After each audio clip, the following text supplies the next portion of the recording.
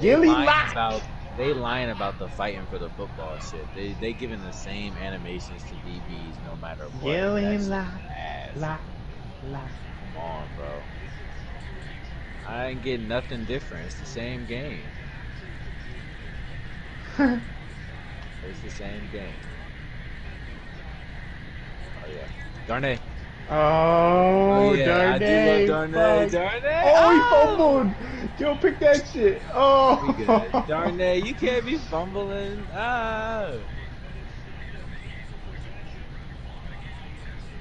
He said, I thought he burned him. Like, he's slow as fuck. He I fuck with Darnay. Darnay gonna be cool. In my roster, Kendrick Bourne, he done. He's not even gonna be on my team.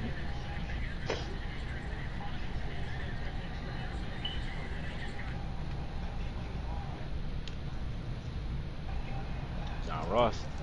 Did he? Oh hell no! This game still got some bugs. Oh, let's go, baby. This game still got some bugs. Oh lord. Daniel launched that shit though. This game still got some bugs. Don't bring that safety down. Look at this motherfucker right here. Told you not to bring that fucking safety down. Madden just made me do that little fall shit where you whiff and hit the ground. Woo! Oh, he's caught. And I was about to say, they just made me do that little shit in 21 where you just fall to the ground and trip over your own feet. This game's still the same. Yo, what's up? Fuck this shit. The run game's still nice. It's the same bullshit.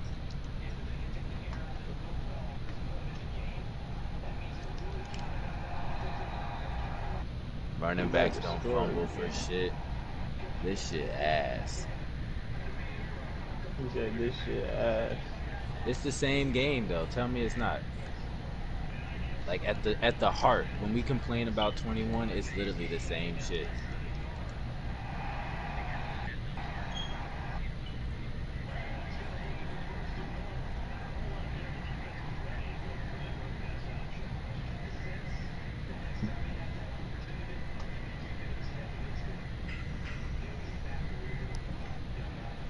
Damn it. I do like this one a whole lot though. Shit was baggy. I do like this one a whole lot. Alright, y'all little Madden 22 exhibition shit. Keep that shit off the real talk. Oh, we done. About to be over. It's about to be done. Yeah. We about to be done.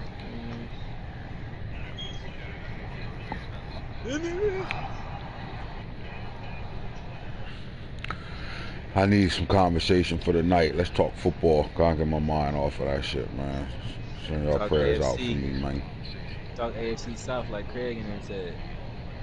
AFC South. Why should I be talking about the AFC South? What's so important about the AFC South right now? I don't know what you mean. Y'all over there doing what? AFC South playing. Pitting in turkeys. Titans playing close games with people that are fighting for playoff spots. We'd love to see that. You know, we always talk about how the Titans kind of make shit shake. And the Snake seemed intrigued and still into his team, so that's always a good sign at week 7 or 8, whatever the hell week we on. So I think we deserve a little. Where we at? What's this, week 8 right now? Yep. Give me that.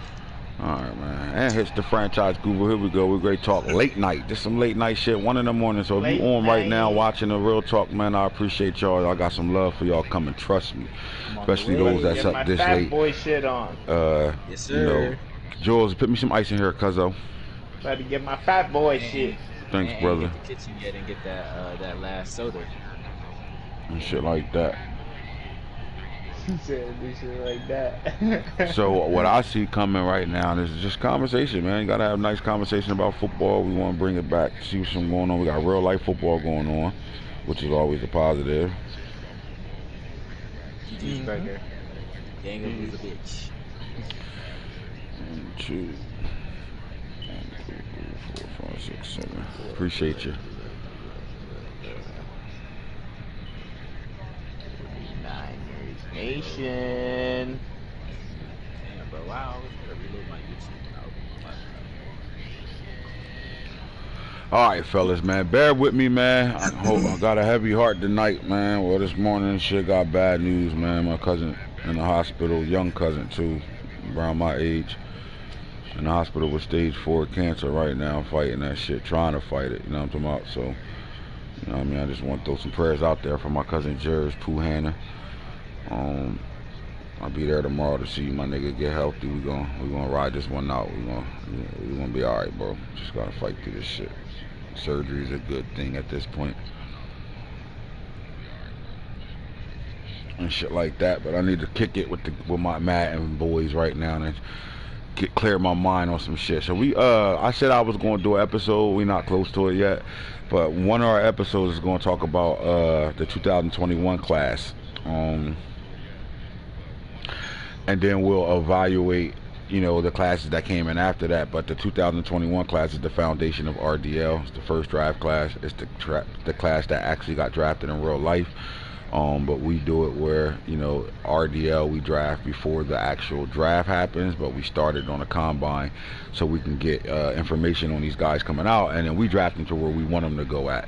Where a lot of guys, you know, they start leagues after the draft come out, so they got the rookies on the right teams and stuff like that. We don't do that. We let guys draft the rookies where they want them to go.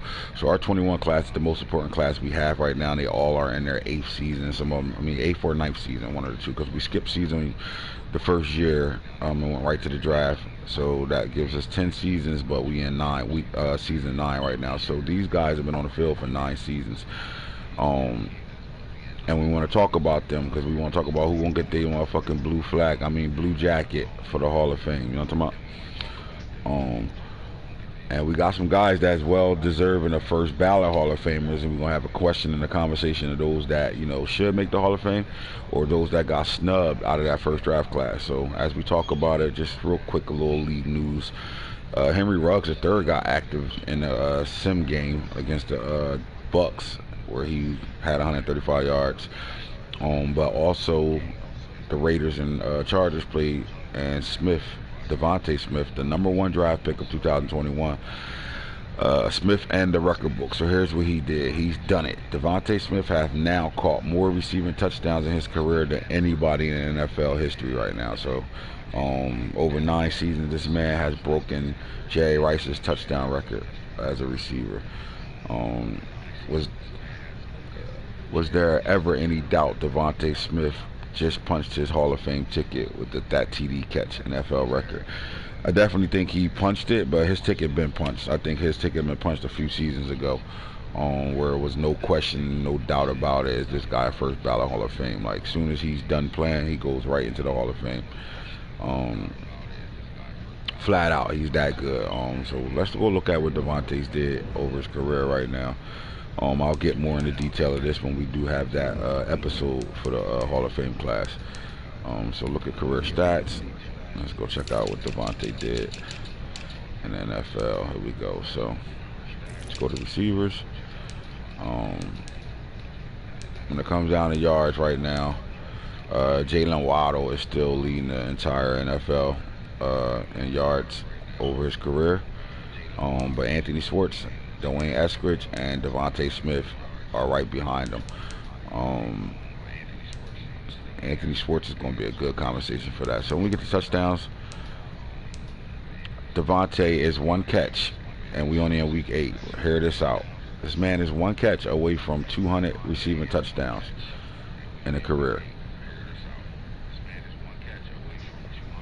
So he's going to surpass that big time right now, man.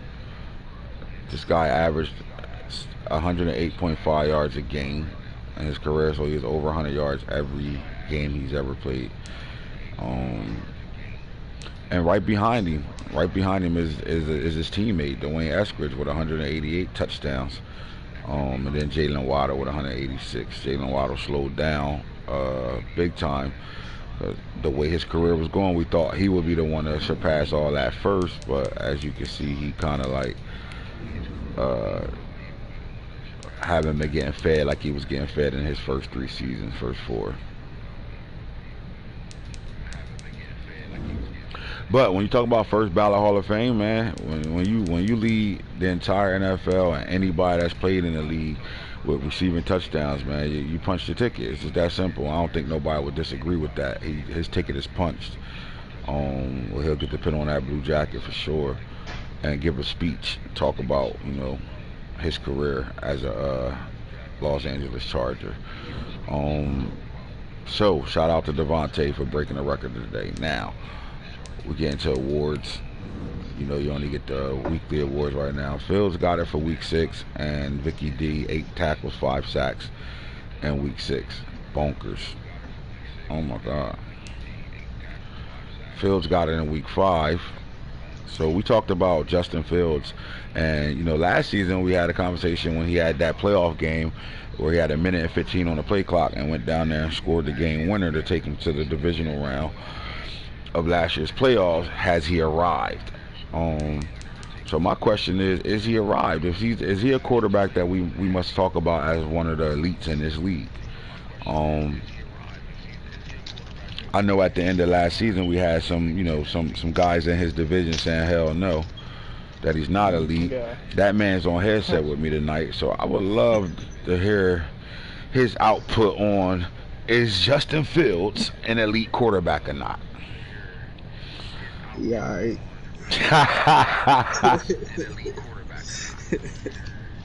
That nigga alright, bro. That's how I feel about I think EA bailed him out that play. As far as that game, bro, I don't feel like that game was some elite. To be real with you. Go back to that. As far as that game, what? As far as that game, bro, I don't feel like that was some elite shit. You know what I mean? I feel like he got a lot of help. Caught being wrong coverages and shit. You know what I mean? I really put that on myself, a little bit of Madden. But it ain't like he was just dotting some shit up, like, you know what I'm saying? In my opinion, that's how I feel about it. I mean, that drive came down there, two bad plays the first couple of plays, and then some shit that just happened. You caught all like crossing routes killed you. But the way they were, that one catch, because all you needed was one tackle inbounds. Facts. And the way, you know, the way that shit happened, you know, one of those catches to me would have been like, wait a minute, man, what type of animation shit was that going on right there? But yeah, the one with White Mike. Yeah, facts. That White Mike catch was crazy because he caught it and like he was low bridged in the air. If you peeped it, he got undercut while he was in the air, but landed on his feet. He made a hell of a play. If we looking at that on some real life shit, I say that he falls on his neck because he got low bridged. But the game allowed him to gather himself on his way down and keep his feet and then run out of bounds at the same time. So the way that we explained it, it just seemed like his receivers showed up. You know what I mean? That was some tough catches, man. Both two catches, tough. Both those two catches was really good catches by two receivers. I agree with you there too. But as we go through the week player of the weeks, I think I did week 1 and week 2 already. I never did week 3. So we had Journey won it in week 3. Yes, I did week 3. I remember these. All right, so Jimmy Rice steps up. I remember doing that. Blackshire as well. I like Blackshire, man. I think he's an underrated middle linebacker. 13 tackles, 1 sack, 1 forced fumble. Shador Sanders and then Tim Stewart stepped up with 3 picks in week 4. Week 5, you got Hamilton, the young receiver, putting in work. 8 catches, 216, 3 touchdowns. He got him balling, 27 yards a catch. In week 5, I think I played the Vikings, and Clark had the 3 picks on Ram Moss. So not so fast, my friend. Defensively, Justin Flo, 5 tackles, a sack, 2 interceptions and a touchdown. Justin Fields had 15 for 20 through 5 incomplete passes, but he also threw 5 touchdowns for 411 yards. Then he comes back week 6, throws for 440, 5 passing touchdowns, 2 interceptions, 2 sacks. He had Ron rushing 5 carries for 33 yards and a rushing touchdown as well. And then Vicky D shows up with 8 tackles and 5 sacks. This season we've had, if you look at it, player of the weeks, I don't know how the hell week 1 the defensive end for the Bengals didn't get there with 5 sacks. Travis Hunter took that with 6 tackles, 3 interceptions and a touchdown. But in that week, we had a guy that had 5 sacks in that week. Then week 2, we had Jason Otway had 5 sacks. Then we come back to week, I'm looking forward again, and then week 6, we had another 5 tackle sack game. out of Vicky D. So these DNs is getting to these quarterbacks right now, man. They starting to show their eliteness completely over there. Let's get to some yards and stuff and see what's going on amongst the league right now. All right, so Justin Fields leads the league in passing yards, 2,791. So let me ask y'all this: we got to show him some love, no matter what's going on. You know how he got to these yards or what's going on. But he has 2,791. He leads the league. Shedeur Sanders is in second. Ugalele on some computer love shit is in third. But now we have a coach there, so we have to talk about the Seahawks. Lamar Jackson is 4. Hudson Carr 5. Corey Richardson 6. Stowers 7. Stanley 8, Duffy 9, and Lance is 10. They're your top 10 quarterbacks yard-wise right now. Touchdowns, we're going to deal with 30 for Shedeur Sanders. Right behind him is Fields with 27 and Hudson Carr with 26. And then there's Corey Richardson with 23 and 5-star with 22. Then Lamar Jackson 21 and Ugalele 20. They're your quarterbacks that got 20 touchdowns already in 6 games. And Zach Wilson is at 19, who hasn't played this game yet. So, we expect that number to go up. But the guys that got 20 or more touchdowns right now, Shedeur Sanders, he's been an MVP last year. He's been playing at a high level. I think Fields is in a running again. He was in the MVP race last year. He was in the top 5. He's in that run again. But the boy I want to see if things can change is Hudson Carr. Can he fight for MVP top 5 spot this year with his 26 touchdowns, 69%? Out of all the quarterbacks that's sitting in the top 5 with passing, or top 10 with passing touchdowns of 20 or more, Lamar Jackson is the one whose completion percentage is really, really low for them to be undefeated and for him to be playing at the level he's playing. You can't tell that he's playing good football because it's terrible on the percentage right now. But Lamar is averaging 321.6 yards a game. It was 49% at one point, wasn't it? Yeah, he was under that. He went back up at 2 games. He got a little better up there right now. Let's look at the running game right now because we got some newcomers on this list right now. Guys that are trying to kill their running backs early are Branson Robinson, 113 carries already in 6 games. Jonathan Taylor with 101, Trayvon Henderson with 99, Burgers with 96, Ruggs with 95, and AI with 92. I can get him in the top 5 MVP race anytime. Well, then do that then. God damn it. Michael Carter with 90 carries too. Rushing yards right now. Burgers with 735. Alert and Wiggle. The Wiggler, that nigga be shitting with him though. MVP of the Super Bowl last year. This guy is a factor. You gotta give him some respect because he did turn this guy into a monster himself. Because he was an unknown running back until he took over the team. So he got 735 yards rushing. Another NFC West counterpart has 715. And then the kid I really want to sit here and talk about for a little bit is Jaleel Ruggs right now, man. While I got Coach on, he got a big game coming up, man. The 49ers and the Texans tomorrow is going to be a lights out game. I'm going to talk about that as we go along with the show. But here we go, Jaleel Ruggs, man. First of all, for you to be able to draft this guy, this is your input. Remember, you came in and took over a team that wasn't yours. So for the most part, the players you've been playing with were already made players on your team. And you get a few draft classes in yourself.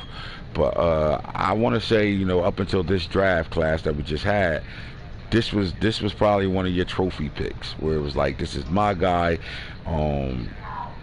I got a really good player out of the draft. I want to see where he got picked at, what round and everything. Gotta go talk about that. So he's the first round pick, 14. All right, and then you picked the fastest running back in the draft that year, which was 2 drafts ago. Well, yeah, 1 draft class ago. So now Ruggs, to get him in. First of all, talk to me a little bit about his rookie season. Dig into the fact. Let's just go from the moment you made the phone call to him. And he got to walk out on the stage and hug Mrs. Goodell and accept his jersey and shit for a first round pick. The moment that phone call happened, I just want to hear why was he the pick? I'm gonna be 100. At first, I really was going to just put him in passing information and stuff and just let him I pass my running back a lot, so I was just going to really put him there because K-Long was so slow. I mean, it wasn't working for me. But then I started running with him. And then when I had to run back, when I had to run the ball with K'Lon Manuel, it's like, damn, this nigga moving in slow motion now or something. Like, I ain't know he was this slow. So, you know, once I was able to unlock Jaleel, once I was able to unlock Ruggs, I was able to put Tank on him, and then now he can be a running back for real now. Every down back, he don't got to come off the field. Down back now, but for me, like I told you in private conversations, is he? Now my whole team was given to me. Right. You feel me? So I just had to play with who I got for you know what I'm saying. But this nigga, I actually got the draft, so people was telling me to play K'Lon, but nah, this is my guy now. You feel me? I drafted him, I built him up. I'm gonna make sure he get to where he need to go for real. And that's just how I feel about it. No doubt, no doubt. So, but how was that phone conversation, man, between you and him when you let him know he's on his way to Houston? That conversation is, I need you to be a game changer. Is you ready now? You know, I'm not bringing you here to sit on the bench. I'm not bringing you here to watch K'Lon do snaps. I need you in the game now. Yeah. I mean, the guy ran a 4.26. Was that the tell-off? Because, I mean, he's in Wisconsin, bro. He's in Wisconsin. Wisconsin is known for producing good running backs that come into the league and have good seasons and have good careers as well. But you're coming from a team where you would say, all right, how good of a back is he really when Wisconsin is known for running backs? Their offensive scheme hasn't changed since the 80s when it comes down to the run game, which is zone blocking. How did that equate to being able to be a Houston Texan? Is that the way they ran the ball in Wisconsin? Did you see traits that will fit in your offense when you scouted this guy before you decided he was the guy? Yeah, you know, Wisconsin run that ball. Same thing with me. I run. You know what I mean? I run my running backs, man. They gonna get them. I'm gonna get their money worth out of them. You feel me? So, you feel me? It was all in the scheme of things. You know what I'm saying? But also when I got Ruggs, I had to change the way I run a little bit more. Get him stretches and get him like on the edge. Get him to the sideline. Yeah, get him to the edge as quick as possible if I can. You feel me? Whereas in K'Lon, I could just run a dive, power, and just get 7, 8, 9, 10 yards or break one every once in a while. But him, I had to change the whole way I run. No doubt. And then last year, the guy had 181 carries for 941 and 12 touchdowns. He averaged 5.2 yards a carry on 58.8 yards a game, but he wasn't a full-time starter last year. Where was the moment where you realized this is the starter coming into the 2029 season? I ain't gonna lie, I ran this Wildcat play with him, and I mean, I ain't gonna lie, I think I accidentally spun with him. You know how you just frantically pressing buttons, and I mean the way he just took off, I'm like, man. And then I ran a play with K'Lon, the same play with K'Lon, like 2 drives later, and it wasn't doing it for me no more. K'Lon it wasn't suffice for me no more. So at that point, it's just my guy. Now, having K'Lon as the guy the entire time of you being a coach for the Houston Texans, how was that transition for him to take the back seat to this guy right now? Because at this point, he's averaging 7 yards a carry, 6 touchdowns, 132.2 yards a game. He's the guy now. So, what does that do for the morale of K'Lon? Is he still going to be able to be a big time player for you? Is his role where they going to split carries? You know what I'm saying? Or is it just he's a backup when this guy's not on the field or tired? He comes in. I'm not gonna lie, K'Lon, I still do use him in red zones. I think he got a couple rushing touchdowns. I still use him in red zones, or if it's like 3rd and 1 or 2nd and 1, I just need to get that 1 yard. I'll still put K'Lon in. You know what I'm saying? I didn't just totally just say K'Lon, fuck you. You know what I'm saying? But for the most part, well, it kind of do look like you said fuck him. He got 7 carries right now in 6 games. 7 carries, 29 yards, and a touchdown. I thought it was more than that. Jesus, he's not at all a part of this offense anymore right now. Man, well, yeah. Do you feel like that's gonna hurt you though down the stretch? Do you think that you need to get this guy? He's a superstar, man. You need to get this guy. He was the guy. It's not like it's not like you sat down a running back that just wasn't productive for you. This guy, as a Houston Texan, let's just look at his career. When you took over this team, he's been a 1,000-yard rusher every year, double-digit touchdowns. So for him to, what does that do for when you really need him by not involving him now? Do you feel like it's too late, or can you get him involved? What's the deal there? I think it's too late, man. I'm gonna be honest with you. I'm fully invested in the Ruggs at this point. You feel me? Now I do want to put him into more like goal line and stuff like that. I do want to put him into that. You know what I mean? No doubt. I'm definitely fully invested in Ruggs. Like I said, it's my guy. You feel me? It's life for the NFL business, right? It's a business decision. Simple as that.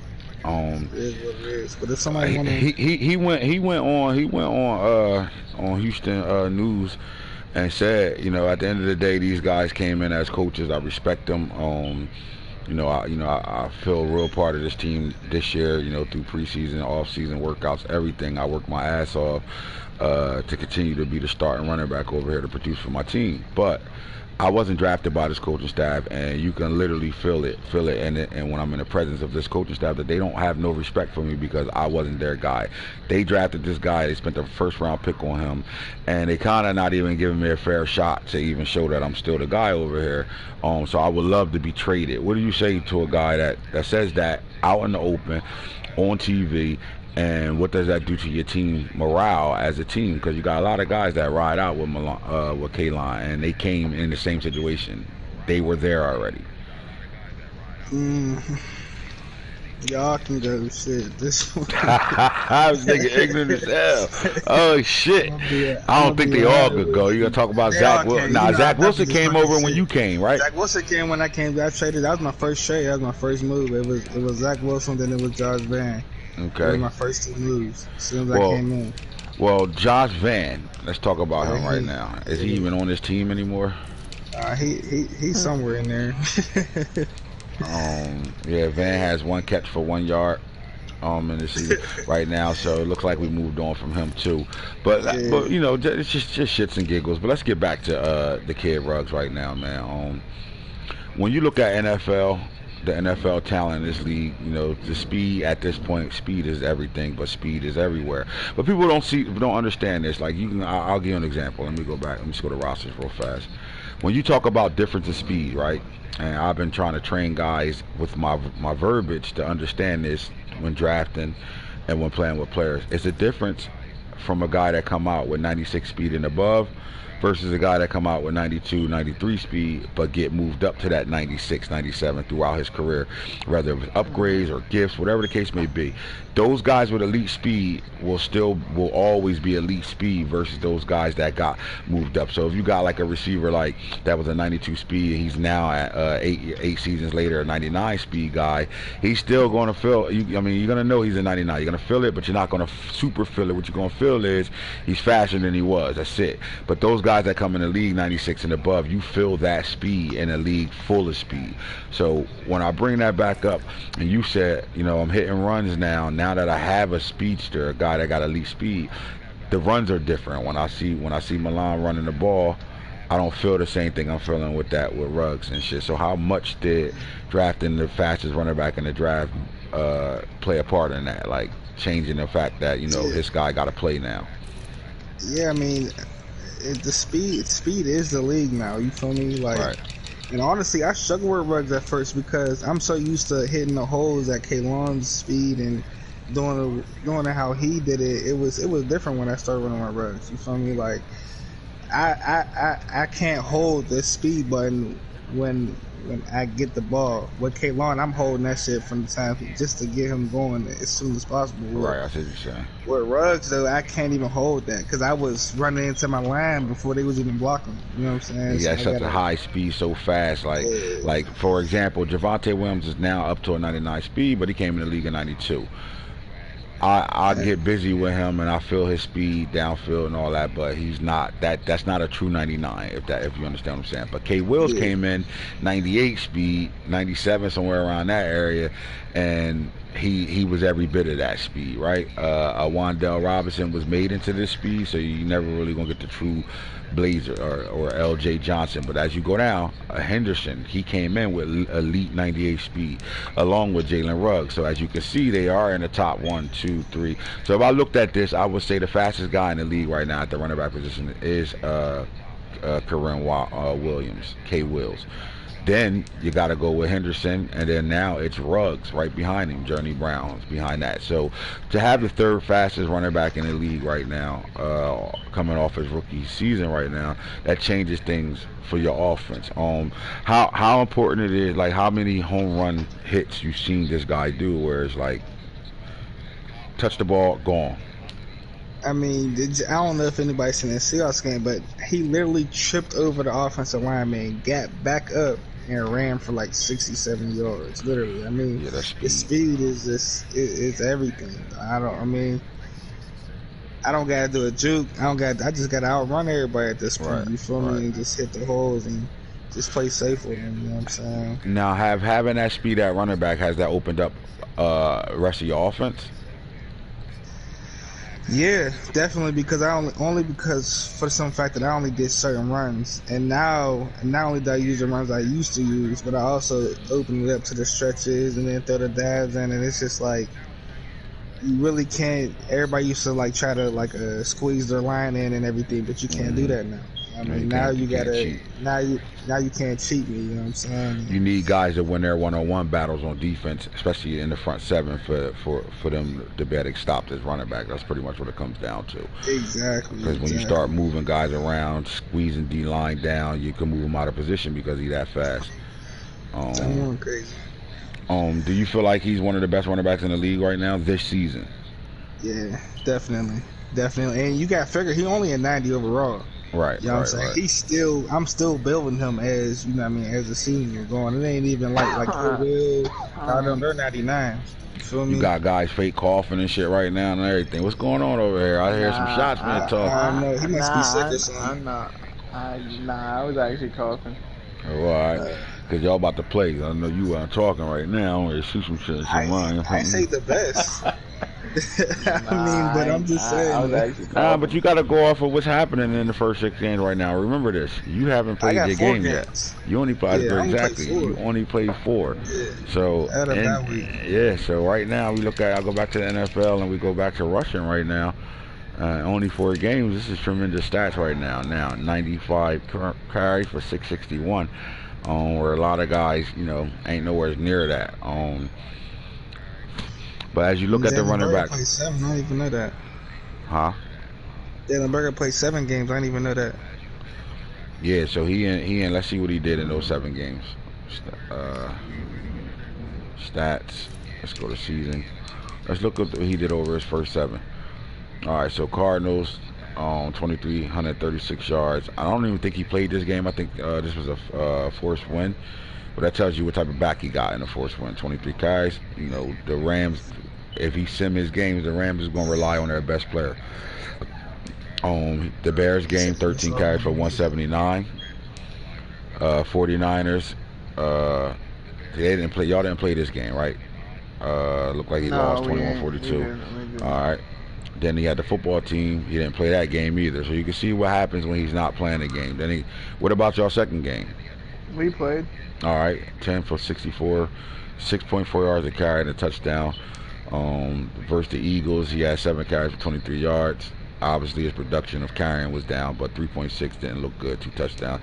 And then he comes back against the Bucks. When he plays teams that's good, he running the football. You can see it. You can see it through the temps, the carries and stuff. If he got a good guy in front of him, he stretch alerting the shit out you and wiggling as soon as he motherfucker touch the ball, and you're gonna have to figure out what your AI doing later on. So 20 carries, 255. He had a really big day this game. 12.8 and 3 rushing touchdowns to pull out the victory, 43-32 over the Bucks right now. So that's what the number 1 running back in the league, as far as yards wise go. So it's the same way we saying you only played 4 games. He did missed 2 or 3 games where he didn't play those games. So he could actually be 1,000-yard back right now. Just as well, just if he played those 3 games, right? So anyway, where he's at right now, he's almost to 1,000. He balling out. That's good season stats. Let's look what he did over this. And now let's look at Trayvon Henderson and what he's done in his how many games he played already? 7? 6. 6 games. All right, so the Lions, he touched the ball 23 times, and you always going to see the trend, man. When guys are playing somebody that's pretty decent or good, they're going to have to give their guy the ball a little bit more because guys know how to play defense in this league. 23 carries, 153 yards, he averaged 6.7 in a touchdown. Against the Cowboys, he lost 12 for 34, 2.8. That's big. Got shut in that game. The Rams, 16 for 60, didn't play that game. Seahawks, 12 carries, 184 yards, 2 touchdowns. And the Rams lost 21 carries for 189 yards. Usually that's a recipe for a win when he does that type of shit. But 42-17 was the game, 189 yards, 9 yards a carry and a touchdown. And then against the Giants, 15 carries, 95 yards, 3 touchdowns. So he's our number 2 back as far as yards, rushing yards this season so far. And we're seeing him with 715. Now, Jaleel Ruggs over his 4 games. This man going dummies right now. All right, so against the Jaguars, 16 for 99, 2 touchdowns. And versus the Browns, 15 for 40, 2.7. What happened in this game, bro? He got shut. Averaged 2.7 yards a carry. Who? Browns. Ruggs. Yeah, I was. That's a game I shined through, the Cali game. I never did that again. Yeah, you were stuck on Cali from that game you had before. All right, so then you played the Colts, 21 carries, 149 yards, 7.1, 1 touchdown, and a loss. Where this game was like 31 or like 14 at one point, or 7 or some shit like that, right? And he came back a little bit in this game. But he got busy. What does, coming out of this loss, but him having this type of production as his first time starting this year, not the first start of this season, but him being the starting running back. Them 21 carries, 7.1 yards a carry. Did that show you anything in that game? Did you pull anything out of what he's about in that loss? Yeah, definitely.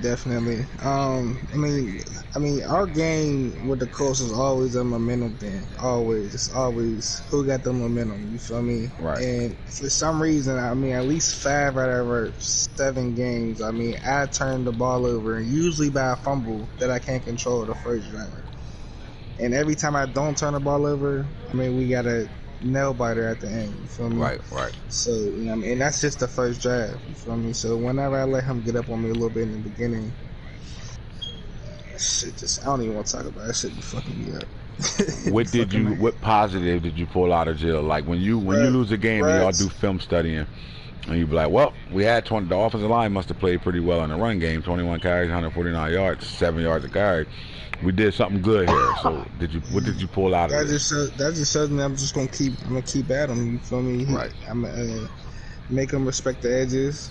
I mean, I seen that he was trying not to use his linebacker as much, so I'm gonna make him use that linebacker. Or when he start using that safety, he start cheating. They can pay for it. That's when play action can come. You know what I'm saying? So.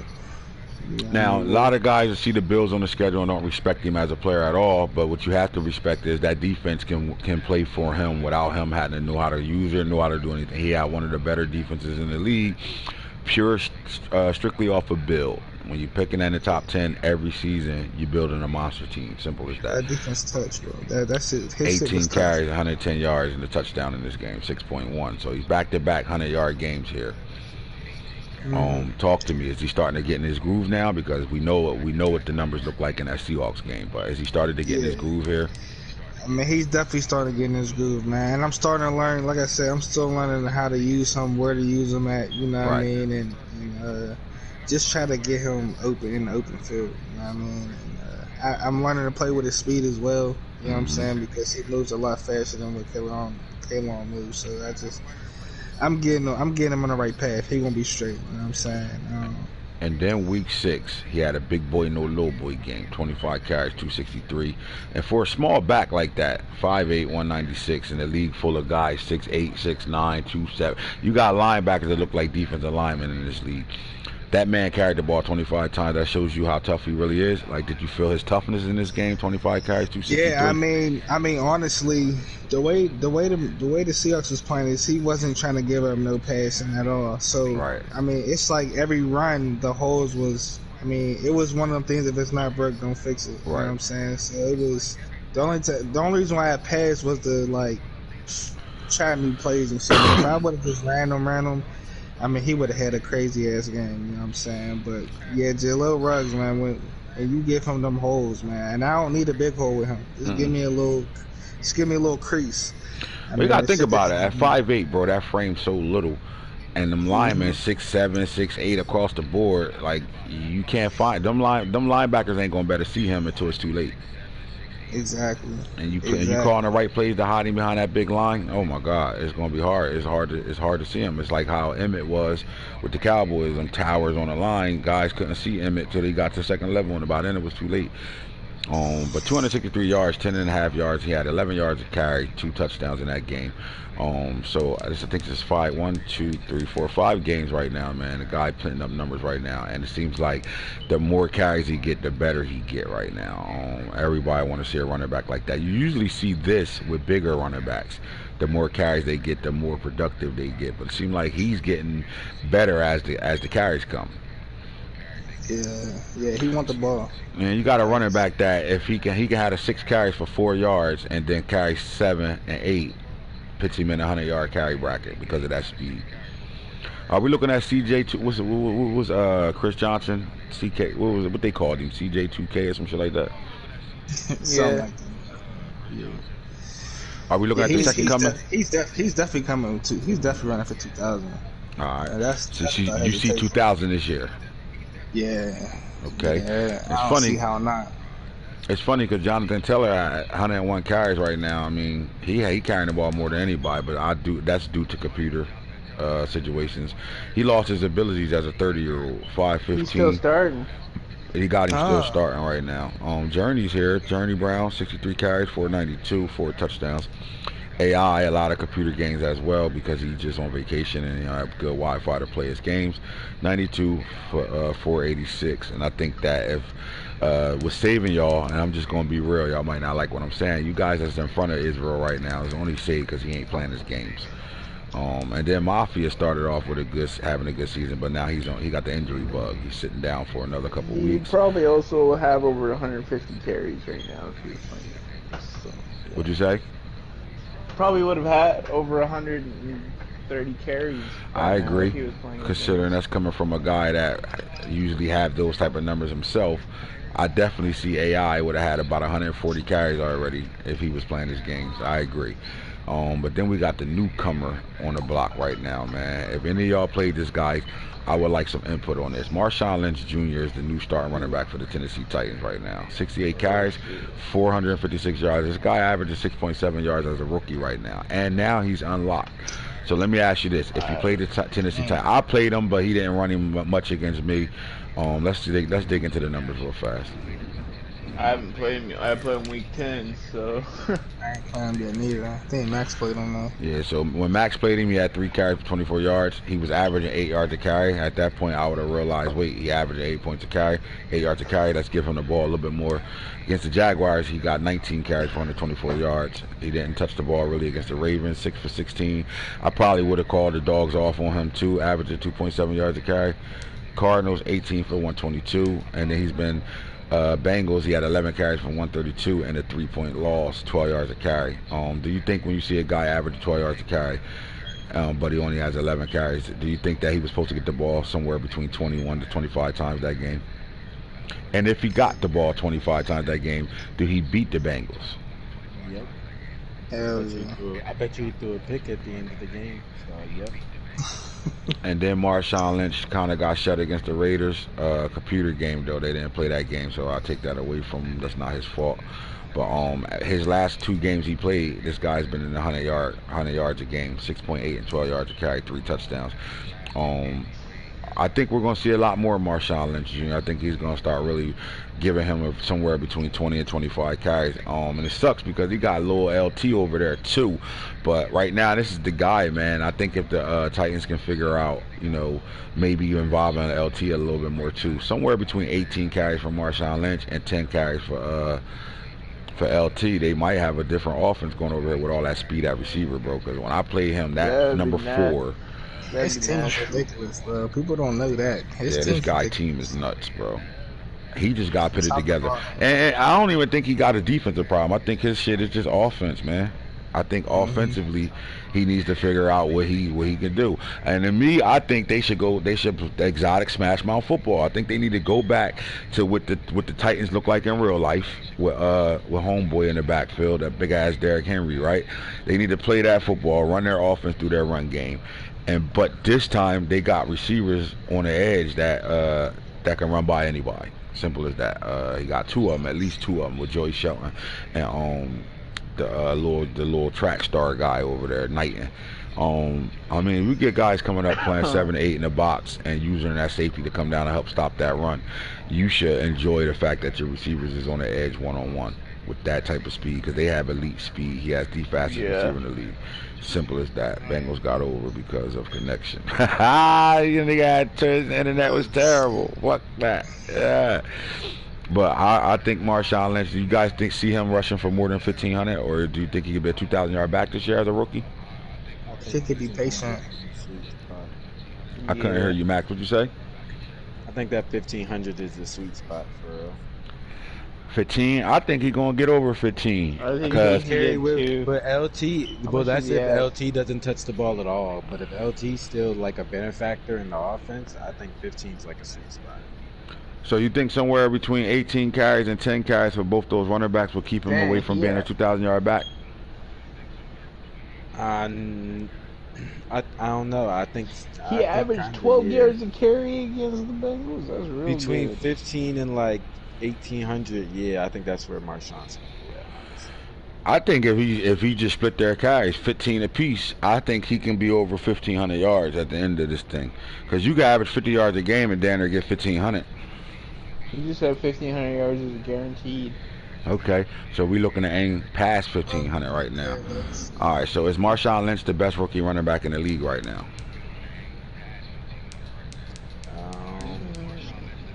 I might say yeah. Yeah. Yeah, I agree. I agree too. As we go down the list, you don't see no other rookie running backs really up here at all yards wise. If you go down the list, I haven't seen one yet. We got quarterbacks running better than some of these running backs right now.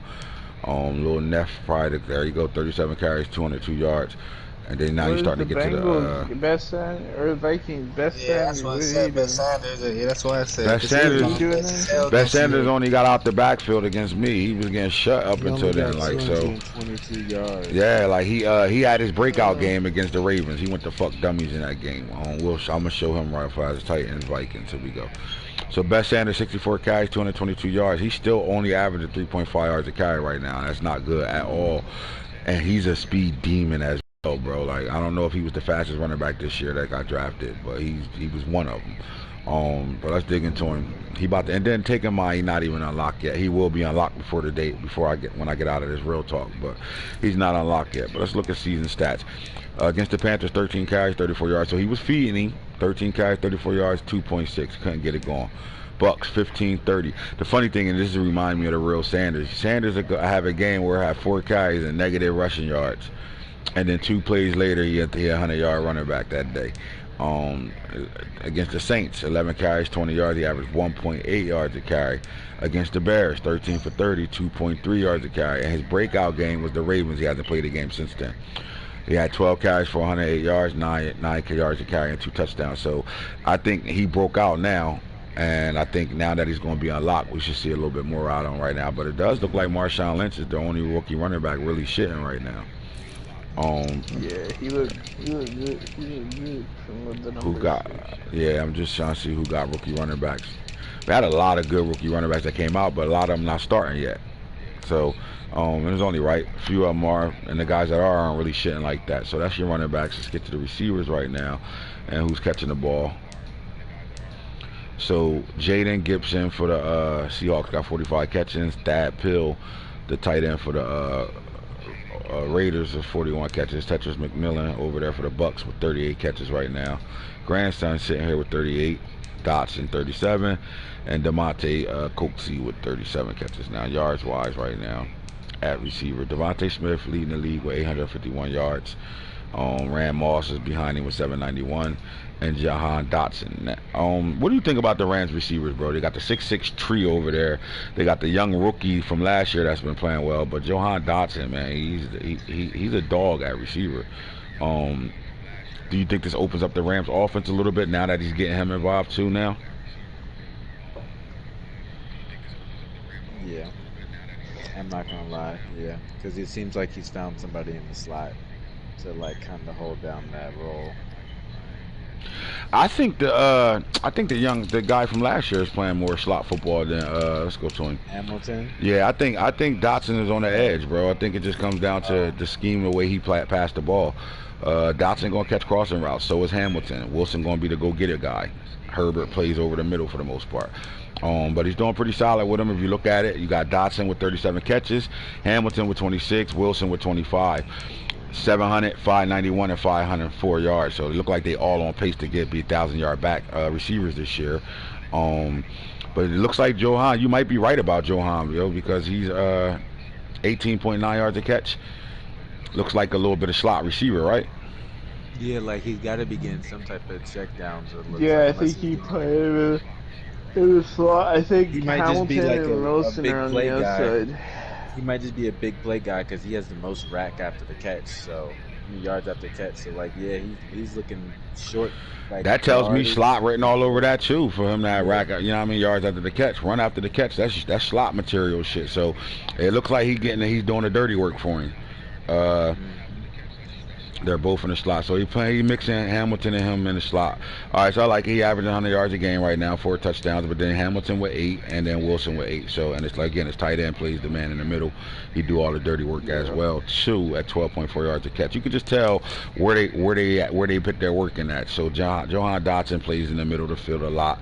You see Christian Hamilton gets up the field with that 22.7 yards to catch, and Wilson is a go-get-it deep guy with 20.2 yards to catch too, with the tight end averaging 12.4 yards to catch. So you kind of see the production there, where they at with it right now. So when I get back to the NFL and what receivers are doing right now, he's third on the list in yards. And then you got Ram Moss sitting here with 791, 13 catches. Granted, I had a computer game. A lot of that came from that computer game. But he's been just y'all watching me play this year. I mean, Lamar's percentage is down, but what type of how do y'all feel about this receiver, man? Like, I've been kind of dick riding him all year. And at the receiver spot where I'm really not super comfortable at, they're not my main target. Where I'll be having him at, but just watching him or even having to play against him and shit. What do y'all think about Ram Moss? Is he the best rookie receiver right now?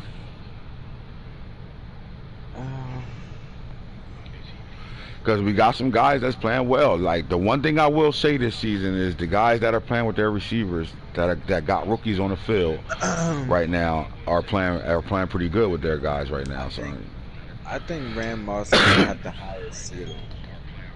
Like, you know what I'm saying? Like, if that makes sense. Like, I think the highest ceiling mean he's gonna get better. I think he has a high ceiling, but I think he's right there, dog. Because he dropped a lot of touchdowns. I would say his numbers. That's where I was trying to get at. Yeah, that's why I was saying like the ceiling, because like we're watching him catch passes, but we're watching him drop as many damn near as he's catching. So it's like, do we have a full real feel on? I mean, I could count at least 12 touchdowns. I wish they kept that. I wish they kept that stat so you can see. And then you get the tell-all right now.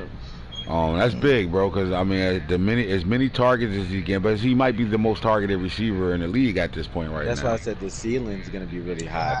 I think that's what's scary about him, because his coach trusts him so much and is willing to go through the growing pains. You know what I'm saying? Yeah. That's the best position to be in. You know what I mean? We throwing him out of the youth. That's what we're doing. We making him grow up fast by making him the number one threat as a receiver right now. Like, I think we're seeing a lot of rookiness out of him, but we also seeing, you gotta think about it, he got a lot of contested drop touchdowns where he's getting the ball thrown where he got coverage on him, sometimes single, sometimes double, it's times it's triple teams on him, and we're still throwing the ball to him right now. I think it's scary when his full potential unlocked. But I'm not comfortable just calling him the best rookie receiver. I think he's the best rookie receiver, but the production is probably why he's the best rookie receiver, because I think the drops take can cut off to him being the best.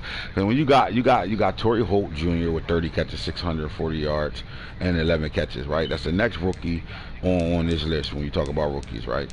And as we go down and we keep trying to find rookies, my question is, I don't see the same thing happening over with Torrey Holt. I don't think the drops are his problem. I think the targets is showing that, you know, that they're making him a part of this offense early. And the touchdown showed me that he's consistent, along with that 640 yards and 21.3 yards a catch. He's consistent at playing actually their number one receiver at this point. He might not be as the number one receiver on the depth chart, but he's their number one target right now. So when they game planning him to get the football more than any other receiver on this team. And it looks like he's stepping right into that role and doing it at a high level. So I like him as well. As we keep going down here, we're looking for any rookies. Then you get a guy like Theo Bruce sitting here that none of us will probably even think about talking about. But the guy has 30 catches, 573, and 6 touchdowns for the Raiders right now. So that's 3. Right? No, I mean it is, but that's a tell-all though. Like if the computer is not like people, it's not like it's the computer. So that means the computer is trusting him. He must be somewhere in there starting role, starting lineup somewhere, or in a situation where he's getting those type of attempts. You know what I'm saying? Because they good numbers. That's not bad numbers at all for a rookie to have 30 catches, 6 touchdowns right now in 6 games. Yeah, it's good. So I think he's somebody you got to worry about. We had some good receivers come out of this draft. I just don't think they That's huh? That's a tight end. I was about to say the Bengals got their tight end, but I mean I thought it was the Bengals shitting with his tight end right now too. He playing really well with him. Again, he getting them weapons over there for 5-star, and 5-star using those weapons to his liking right now. So about Bonds, because we know what type of situation he's in over there in LA. Like, did we talk about him? Yeah, because Bond is a receiver that was a luxury pick, right? But was a dog. But then remember, he had all types of red alerts on him. He came out red. And he went to a perfect situation. When you got a guy that come out on red, most people should stay away from those guys. And you get those guys that if you got luxury picks like Falk had, you can get a guy like that and give him time to grow up. So he's in the offense, but you see what I see, he's not the focal point of this offense at all when it comes down to throwing the ball. Yeah. And the numbers he got right now is big for him to where he at. Let's find him. He's got 22 catches, 472, and 6 touchdowns. There you go. Yeah, 22 catches, 472, 6 touchdowns, like you said. And that's coming off of a team where they're 610. What I call them? 613. 613, the area code for those guys is huge. Them boys catch the football over there, man. Devontae, Eskridge, and Warren Newman over there, they catch the ball at a high level. So Bond's coming in really as the 4th, and he's the 5th threat when it comes down to receiving, because that tight end over there is a guy from last year, rookie. So Bond's coming in at, I think this is impressive for him to be the number 5 target on this team. And has 22 catches for 472 and 6 touchdowns. When you look at touchdowns as a whole right now, you're looking at Moss with 13, Devonta Smith with 12. You got Holt with 11, and then Butchie Spearman with 9. When you brought Callie Johnson in, was he a first-round pick? I didn't have a first round, so he's my second round pick. All right, so teaming him up with Butchie Spearman right now, 6'4", and let's go to your team real fast for a second. 6'6". He's 6'6" now. 6'4" and 6'6", but you got to count Howard as well, and your 3 new pieces, your 2 new pieces along with Butchie Spearman right now. All right, so Callie started off 8 catches, 142 yards, and 4 touchdowns, but that was more of one game stretch. What's happened since then? I'm still trying things out. I got a new 6'8" tight end. I'm getting Ruggs rushes. I'm trying to throw Callie in there every once in a while, and it's just I'm not gonna say I'm all over the place, but it's like trying to put it together, balance winning. Weapons. Yeah, you're trying to balance winning, also with balance trying to get everybody situated. I'm going through a little bit of that right now, but I do love my direction that I'm in right now. I love my tight end. Y'all know how I feel about tight ends. I love my 6'8" tight end. And the thing what I'm doing right here now is I'm not playing how I usually play with my tight end with Hudson Henry. I'm trying more things as far as getting one-on-ones with Howard and throwing it up and letting him go get the ball. So I'm doing things that I don't usually do.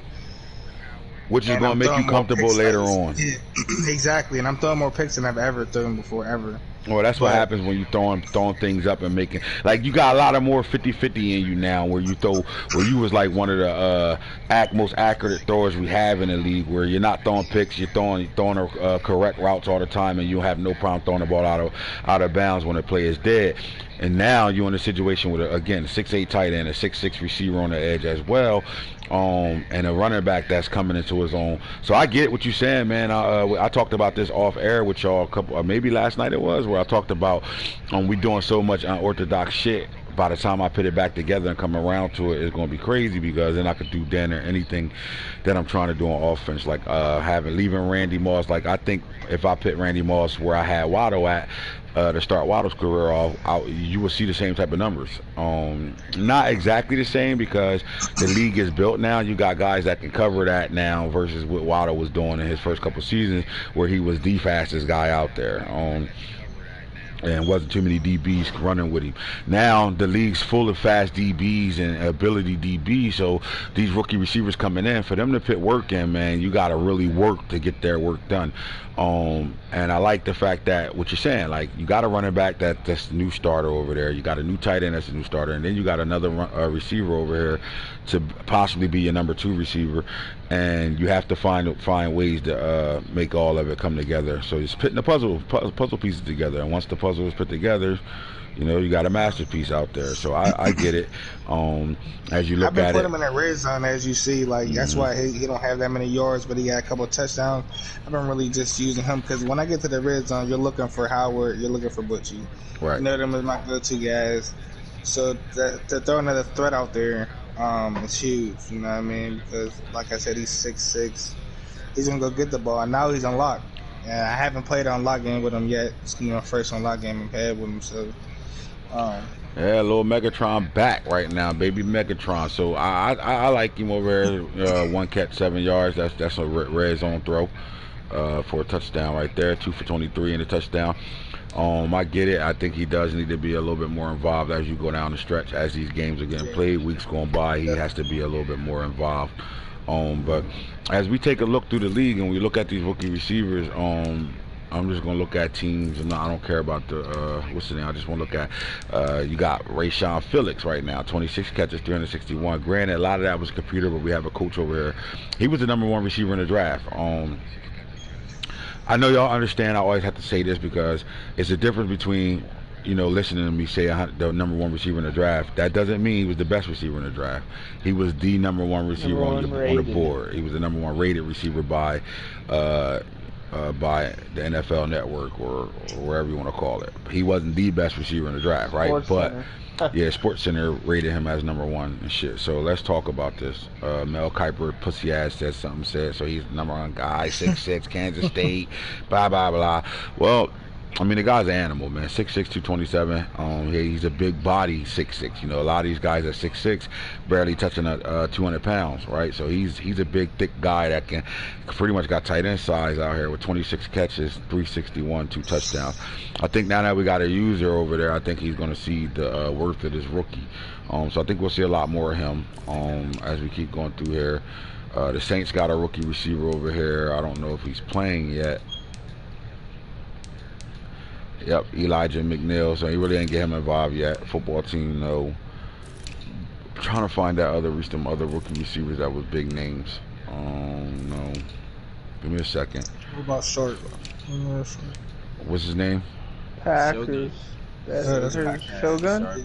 Shogun. No, he's got 1 sharp, but Yeah, Short.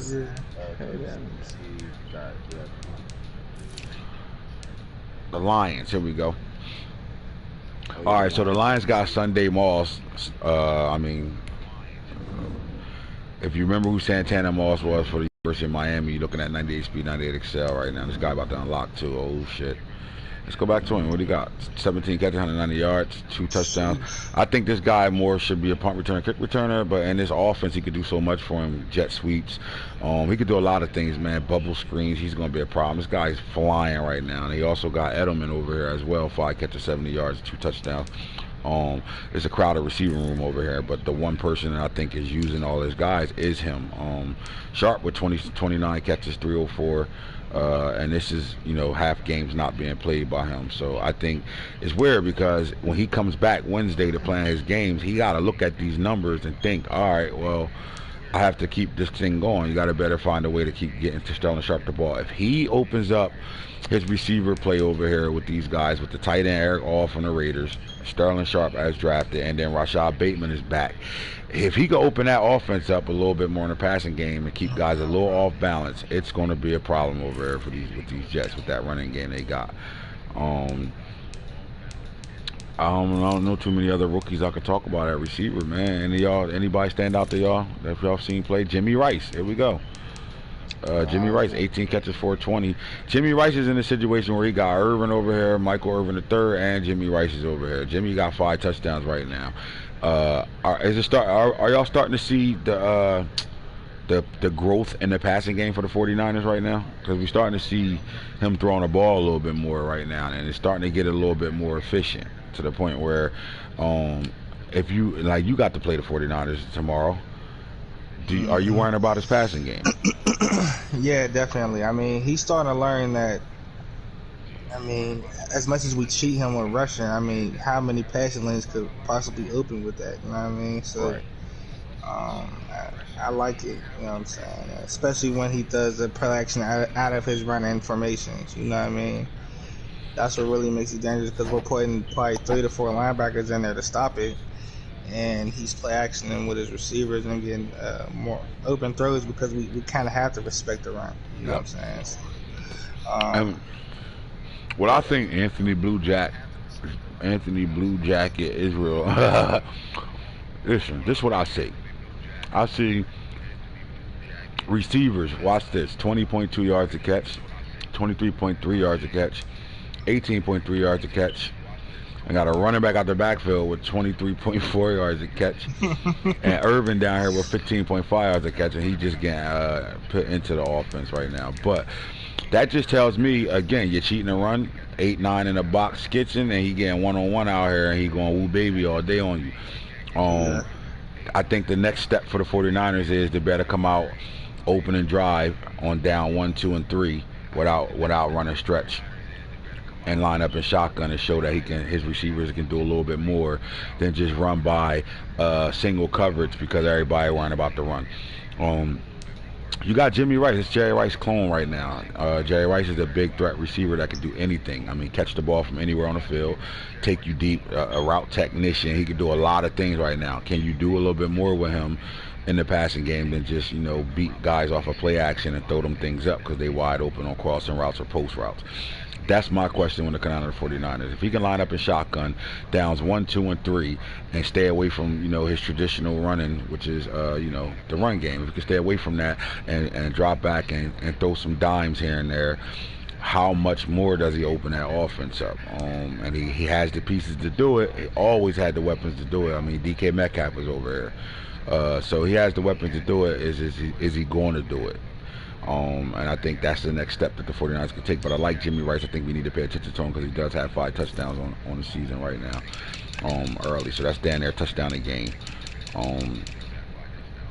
As we go back to touchdowns right now, we're looking at the top 3 guys in the league with touchdowns are Moss, are Devonta Smith, and Torrey Holt. Now you got Butchie Spearman, and then behind it we got a whole host of 8 right now. The Rams got 2 receivers with 8. Now let's talk about these new tight ends in the league right now. Jaden Carruthers. I played this guy. He was a pain in my ass in our first game. The moment he got himself a tight end, he opens his offense up completely. And I kept screaming to him, run the ball, run the ball, run the ball. But this weapon at 6'8" over the middle changes things because he did play with his tight end pretty well in the first couple seasons. But the speed of the game caught up to that tight end. He ain't fast enough now, so he can't separate from linebackers that's running faster than him right now. But this kid can, Jaden Carruthers. At 31 catches, 511 yards right now, 8 touchdowns, do you think he need to involve him more, or do you think he's at the right pace with him?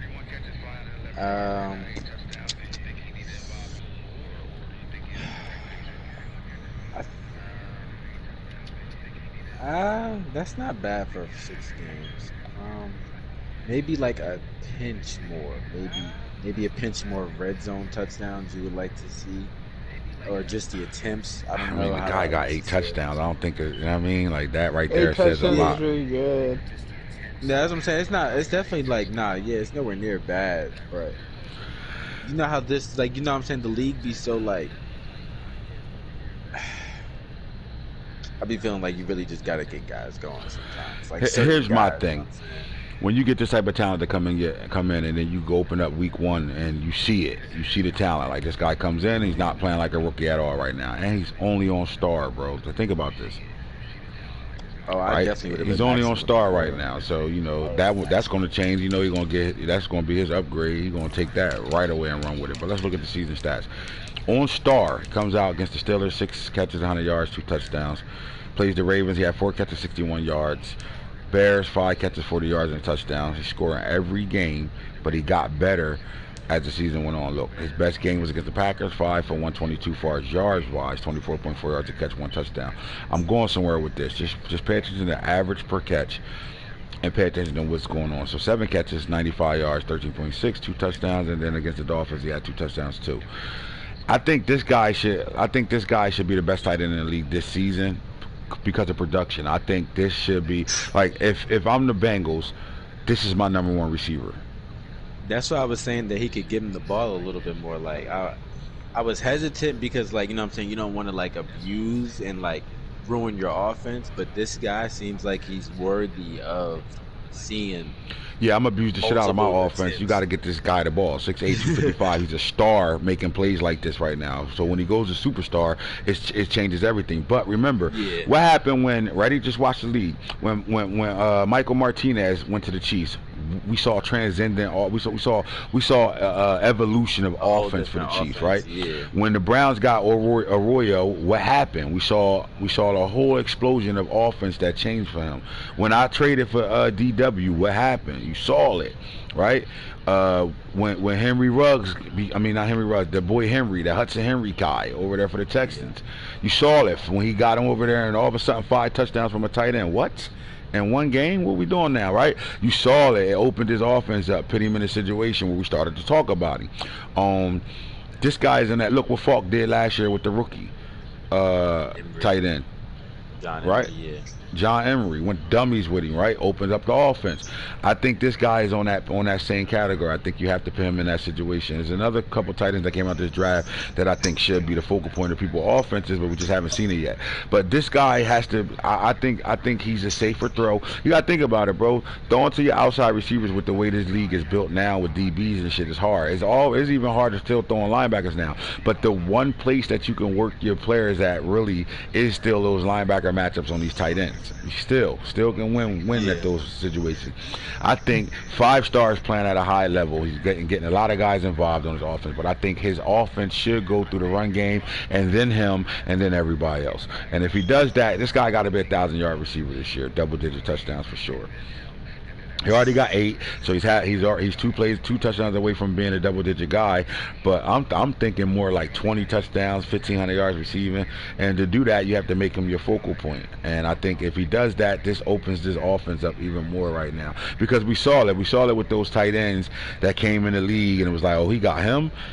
And then you saw that, oh shit, he's shitting with him, and then we start naming these guys as the best players in the league. Like, oh my God, he's the best tight end in the league. I think this guy Carruthers can be that type of situation for the Bengals, and I think he really needs to use them that way. We had some other tight ends that came out, rookie tight ends. You got to go to the guy that came out first and see what the Packers is doing with this number 6 overall pick player right here with Stamp Sharp. As you look at his receiving right now, just on it right now, he's not involved at all, in my opinion. I don't know where he's at. He's down here Stamp Sharp with 5 catches, 43 yards. And to me, let me ask y'all this: is he wasting his talent right now? Yes. You know, he been on. Is he even Shannon playing? Sharp might need to get a first priority class ticket. The fuck out of here. This nigga, he need to get a one-way ticket out of there. You said, God damn. You know, he even playing. While he has the chance, I ain't gonna lie. He heard rumors of the RBL league. You feel me? Like he better get he probably need to go in the front office and demand some ball attention and get her frustrated in that thing. For real, like this is a problem. I mean, you can't. I mean, let's just be real. You're getting number 6 overall, right? So That's look at his body build. Look what we looking at, bro. I'm just looking at his picture right now. Look at number his 6 arms, pick, bro. Your number 6 pick shit gotta touch the field, bro. There's no way around. Like he touching the field, he not touching the ball. Yeah. Is he on? Okay, well, 297 snaps. He should be unlocked soon. Yeah, he should. Yeah, that may be worse. I mean, I don't I mean, shit, like because it looks like to me that Julius Borden is still his number 1 tight end right now with 15 catches and 30 yards with 370 downs played. Like his 370 downs played. That is a starting tight end. I can tell you that just based off the depth chart right now. He is, like you said, 370 downs played to 152. That tells you who his starting tight end is right now. That's just a simple roster adjustment like that. So I don't know if that's just maybe lack of trust or just we not in the depth charts. Not on the game or something. I don't know. Let's show some tight end love real fast. Let me go to the rosters. Show some tight end love real fast because it's some fucking beast tight end in this league right now, man. Again, you can't pick a tight end in the top 10 and not really, not really do shit with it. Let's go to the NFL real fast. A 6'9". Let's start with it. Yeah, 6'9". Remember, the DW was the biggest tight end in the league until these two guys came out. Until Sterling Sharp, exactly. Until Terrence Denard and Stamp Sharp came out. Yeah. He's got to be shitty. So let's look at Terrence Denard. See what he's doing right now.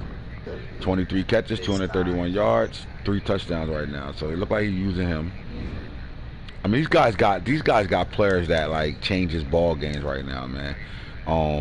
These guys got because they 6'9", they go get some shit right now. Like Mike got Chad Dawson at 6'7". Until this year, I think the tallest linebacker might have been like 6'6", 6'7", but now we got some 6'8" linebackers. But like, up until this year, bro, those linebackers, I mean, those tight ends would have been a really bad problem. And they still are, bro, because they still are, but like really bad, worse. It would have been worse. Mismatch. That's what I'm saying. It would have been worse if we didn't have a draft like this, though, where the linebackers, you know what I'm saying, have some height. My question is, when you get that type of weapon, I'm not saying you got to come in and do a Falk did in year 1 with him, but let's just look at the tight ends of this league right now, right? I'll start with Falk's tight end. He drafted him in the top 10. Let's just look at this shit real fast. You talking about John Emery? John Emery was drafted pick 9. He's already been in the Pro Bowl, and he's been the best rookie of 2028 already. So his rookie year was solid as fuck. He went dummies, right? And now then production-wise, hold on, let's get back to it. And production-wise, John Emery, production-wise, last year, he had 77 catches, 1926, 25 yards a catch, 29 touchdowns. I'm not saying everybody can do that, but that's what he did with his tight end. That's transcendent. And he's 6'6", 225. That's receiver size. That's what I'm saying. You know what I'm saying? So he ain't even he's a receiving threat with that speed, but that's about it. He's not really a true tight end threat, if you get what I mean. Right? But he's a tight end. He got pick number 9. That's what he did. Let's look at Kendall Gibson. Now, remember, Kendall Gibson was the guy when he first came out, right? Let's see where he got drafted at. First round pick 31. He has 4 Pro Bowl appearances. He's another one of those transcendent guys. I just want to see what he did in his first season. I'm not going to go through everybody. I'm just going through because Kendall ain't really have a user over there. But in 2021, he had 54 catches, 1,004, 10 touchdowns. Not bad. His first beginning seasons, I think he was pretty solid right there. Those were years that we had a user that was consistently on the Saints team. I mean, Kyle Pitts. Tell me Kyle Pitts numbers his first year. Like he kind of like went bonkers. First year was 12. He had like 12 and 16, I think, or something like that. That was I think his best outstanding year. But there's been some years we covered close to 1,000 yards. I could say openly I don't use my tight end. Put it this way. Those guys that came out that made us start paying attention to the tight end position, the number one was Michael Martinez. He was the first tight end that made us start paying attention to the tight end position, right? Right after, so he got picked. Let's see if he stole him. First round pick 23, 4 Pro Bowl appearances. But when you look at him, you see what he did right away when he came out. Where'd my guy go? Michael Martinez, where you at? I just did steal him. Yeah, he stole him, bro. Yeah, bro. What the fuck is He should have been a top 10. Yeah, definitely should have been a top 10 pick. He shitted with. But he went dummies. He went dummies. Not drafting him, and you're drafting him. Like, oh my god. 53 catches, 15 touchdowns as a rookie, and that made it start. Then the next, right behind him was Arroyo for the Browns. Right behind him was Arroyo for the Browns, right? And then again, you see when he did, you see where he got picked at. This might have been a steal pick. I think he went in the second round. Yep, second round, pick 7. 1 Pro Bowl appearance. Oh, my bad, I didn't even come out of him stats-wise. Look, 86 catches as a rookie, 13-12, 9 touchdowns. So when I talk about these tight ends right now, you see the Bengals tight end is on his way to those numbers right now. He's playing like that. So when did he pick him? He on star, bro. He stole him too. This is a steal pick too. Second round pick 13. Still, because then nobody see that speed coming, 93, 93 right there, right? And then we see his numbers right now. You know what he's doing number-wise. He's on his way to that 5'11", 8 touchdowns. He's definitely on his way to 1,000 yards, right? But 8 touchdowns. I think he should be somewhere up there. Like he should honestly almost, him and Stamp should be damn near, and the Broncos tight end should look like in between Falk and Michael Martinez first rookie years. They should be in between that type of numbers on their season. These guys got monsters at tight end right now. Completely got monsters. Now we had a whole bunch of DBs come out this year in this year's draft. Big name guys that are Hall of Famers in real life. We put the junior stamps on them, or somewhere that's their. I molded those guys these guys after those type of guys, right? Any of them standing out to y'all right now? Not the safety. I'm gonna go at corners first. Deuce fucking Sanders. Deuce fucking, and it's not because he's in my division. I don't care. If I was to play him out of my division, I would say the same shit. Deuce Sanders has a keen ability to learn a couple things in the game. Very short memory. I love the way he plays, flat out. Flat outside jump ball, tight end, the whole 9 yards. Played it all over the field.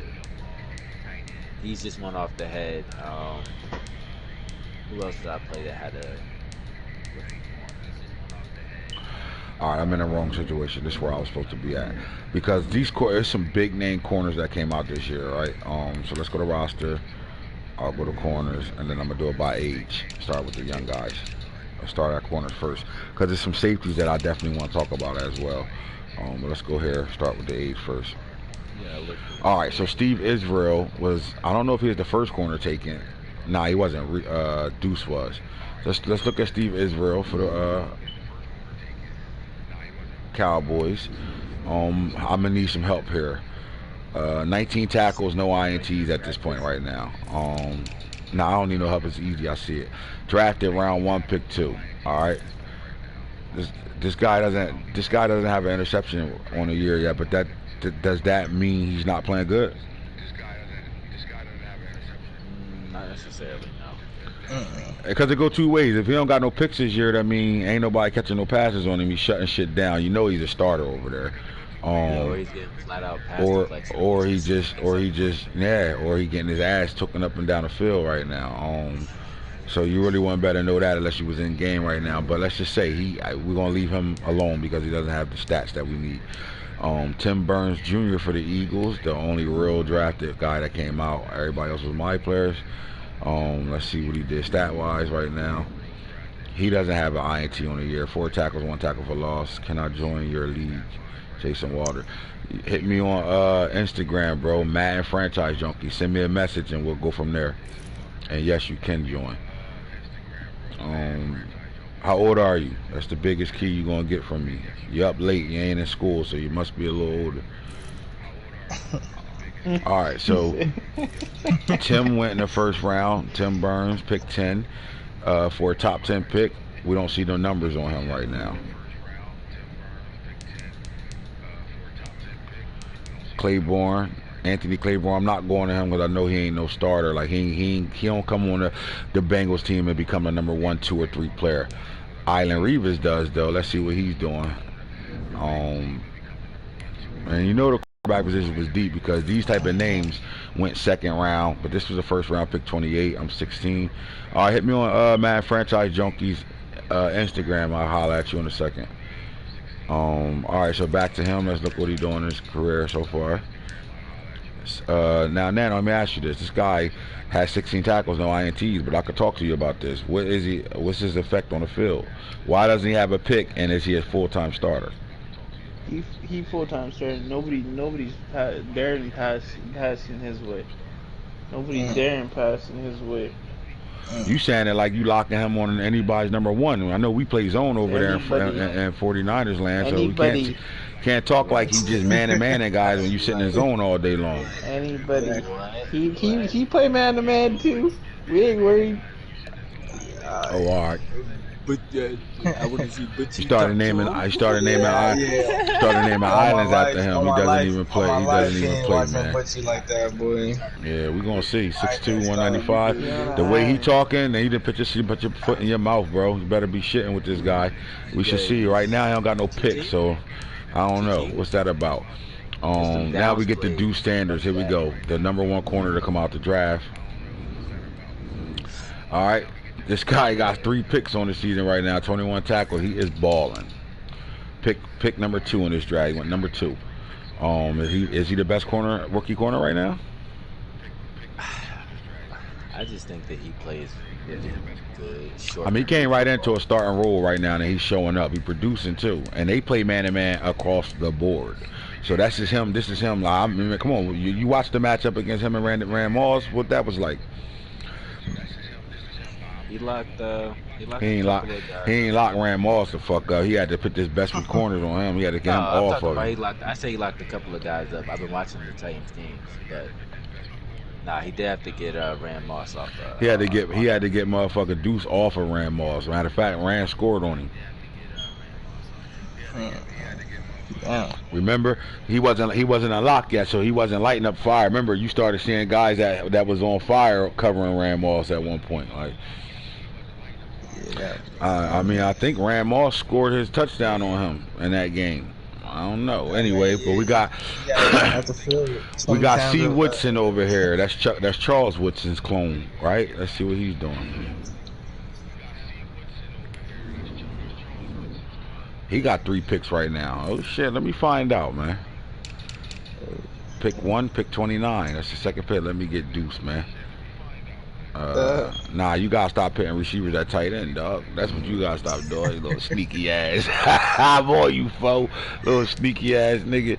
Alright, so we seen Chuck Woods. What about Rod Woodson the second? Rod Woodson out of all the corners is the most versatile guy because he can play both safety or corner. So what we doing with Hot Rod right now? What Hot Rod doing? 1 INT right now, 21 tackles. I mean, where are you playing him at? You moved him all over the place, 3rd round, pick 20? Yeah, because of his versatility, you know what I'm saying? He starts in certain, like, 2 cornerback formations, but, you know what I'm saying? We moving him around the nickels and dimes and shit. He getting safety looks. He getting the whole 9 yards, so he's just playing versatile right now. Yeah. Not straight corner looks for sure. With number 6 on him? I thought number 6 was that other fast receiver you had, cuz. You sure? Fala D Law. 3rd round, pick 13. This nigga was stealing picks this draft, bro. Oh my god. Alright, 12 tackles, 1 tackle for loss, so you know he playing in the slot right now more than anything. Not really doing too much right now. He don't need him to do too much because of what he got over there. But he becomes a starter. He's at least a nickel corner over there. Then we got Sean Springs clone, Steve Springs. Yeah, I changed the number. Oh, okay, my bad. He was little as hell, that tight end over there. Damn. Shogun's got you. Gonna get that low ass nigga. Alright, so Steven Springs has 28 tackles, 1 tackle for loss, and 2 INTs right now. For the Falcons right now. Shit. Is this guy quietly the second best rookie production wise, or are we looking at C. Woodson because he got 3 picks too? So out of all the guys that I showed so far, the guys that's productive is Sanders, Woodson. Both the Woodsons are productive, and Sean Springs is productive. I don't know if Keyshawn playing right now. I'm gonna go to guys that's not playing right now. What about Marion Harwick at 6'4"? Does he start? 3 tackles, 1 tackle for loss. He's not starting right now. All right. I'm quite sure I'm probably going to miss a corner or two, but let's get to these safeties because there was some big name safety that dropped. All right, so Ron Israel right now, let's talk about him because you got him kind of playing like how Tion Pitts played in his rookie season where he played sub package, and then in run formations he got him back deep playing safety right now. Tell me why that was important for you to kind of do that same thing, and then tell me what production you're getting out of him. I think it was important because we went back and traded for Hunter, and we were confident in our ability to kind of to maybe get some upside out of getting Hunter back, and he just wasn't giving us that production. And we moved Jacoby recently back to that linebacker position, so getting him and having him play in that rookie role and telling him straight up, we need you to kind of do a lot early out. You know what I'm saying?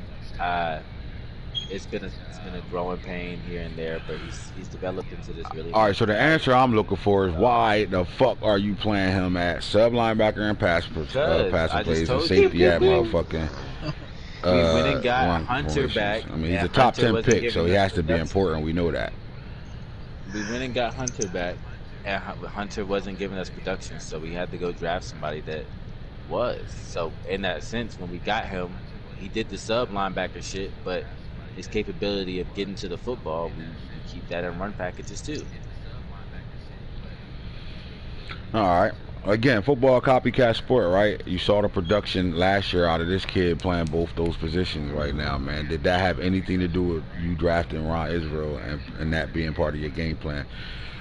Seeing the production out of it was a couple safeties that got drafted last year that kind of did both.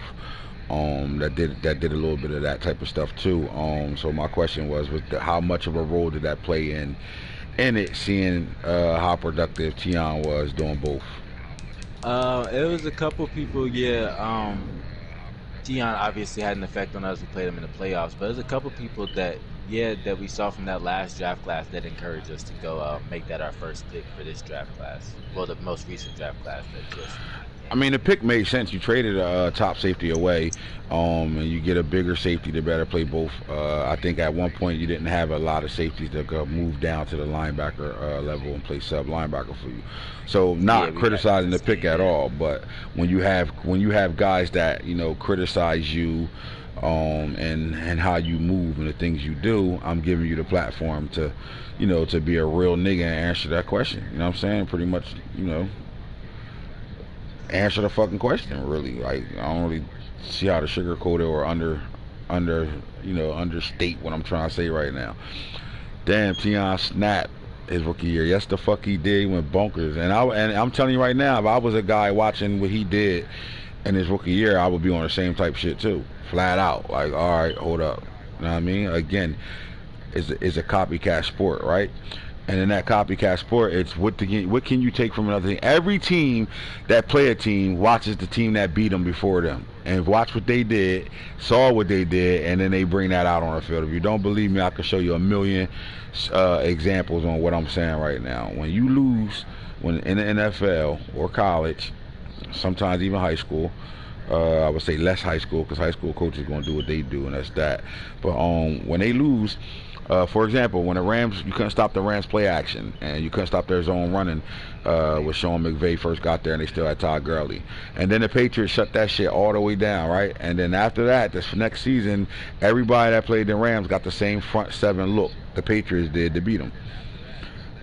Right? So that's what I mean by as a copycat sport. So there's nothing wrong with that. It's about what happens once you pick that, once you do what the other team did to stop winning, how do you still do what you do and build off of that?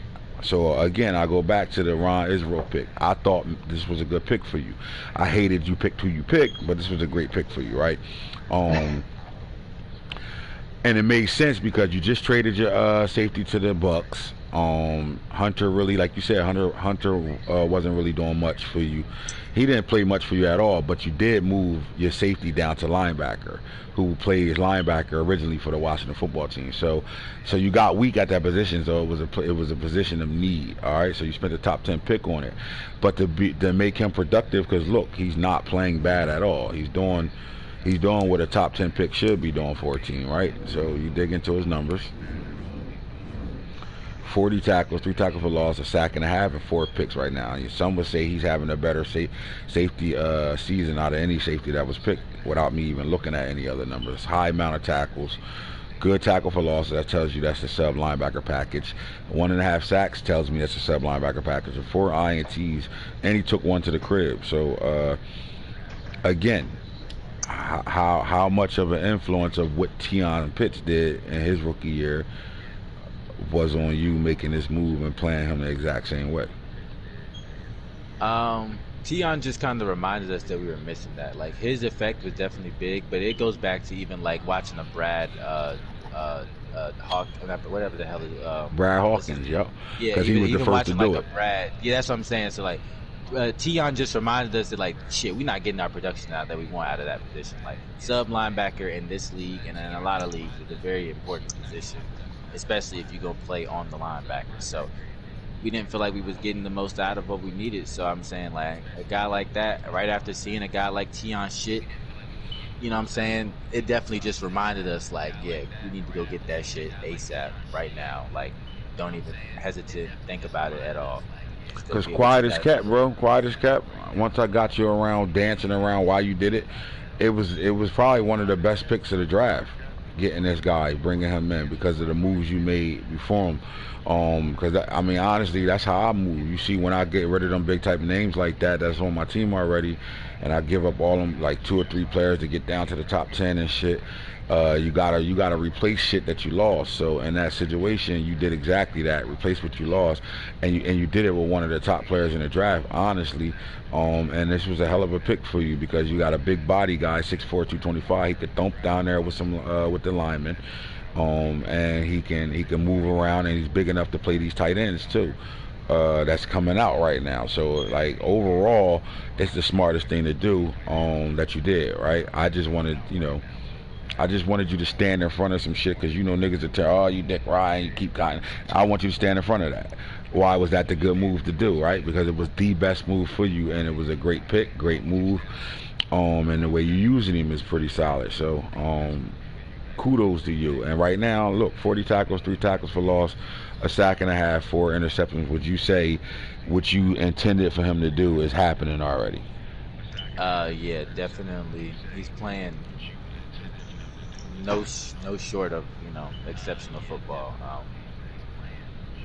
Rookie kinks, of course, but he's playing fucking outstanding when he's needed. His number is called. Got a forced fumble, got a fumble recovery, and got 2 touchdowns right now. He balling. But there's some other safeties that came out this draft that I really like. I would say he's the #1 guy right now. But it was Shawnee Teller. Let's look at him. Shawnee Teller was the best safety in the draft, flat out. Nobody's better than him. Rest in peace to Shawn Tell.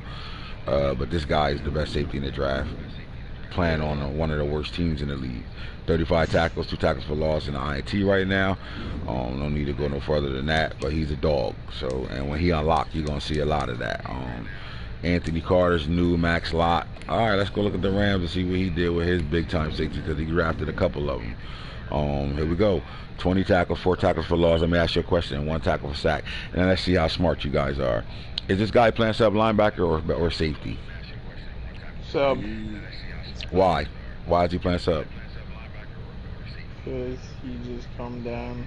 I've seen him come down, crash. Because he played like his brother. He played like his brother. So you can see 4 tackles for losses and 20 tackles and be like sub. But he can actually do this from the safety position.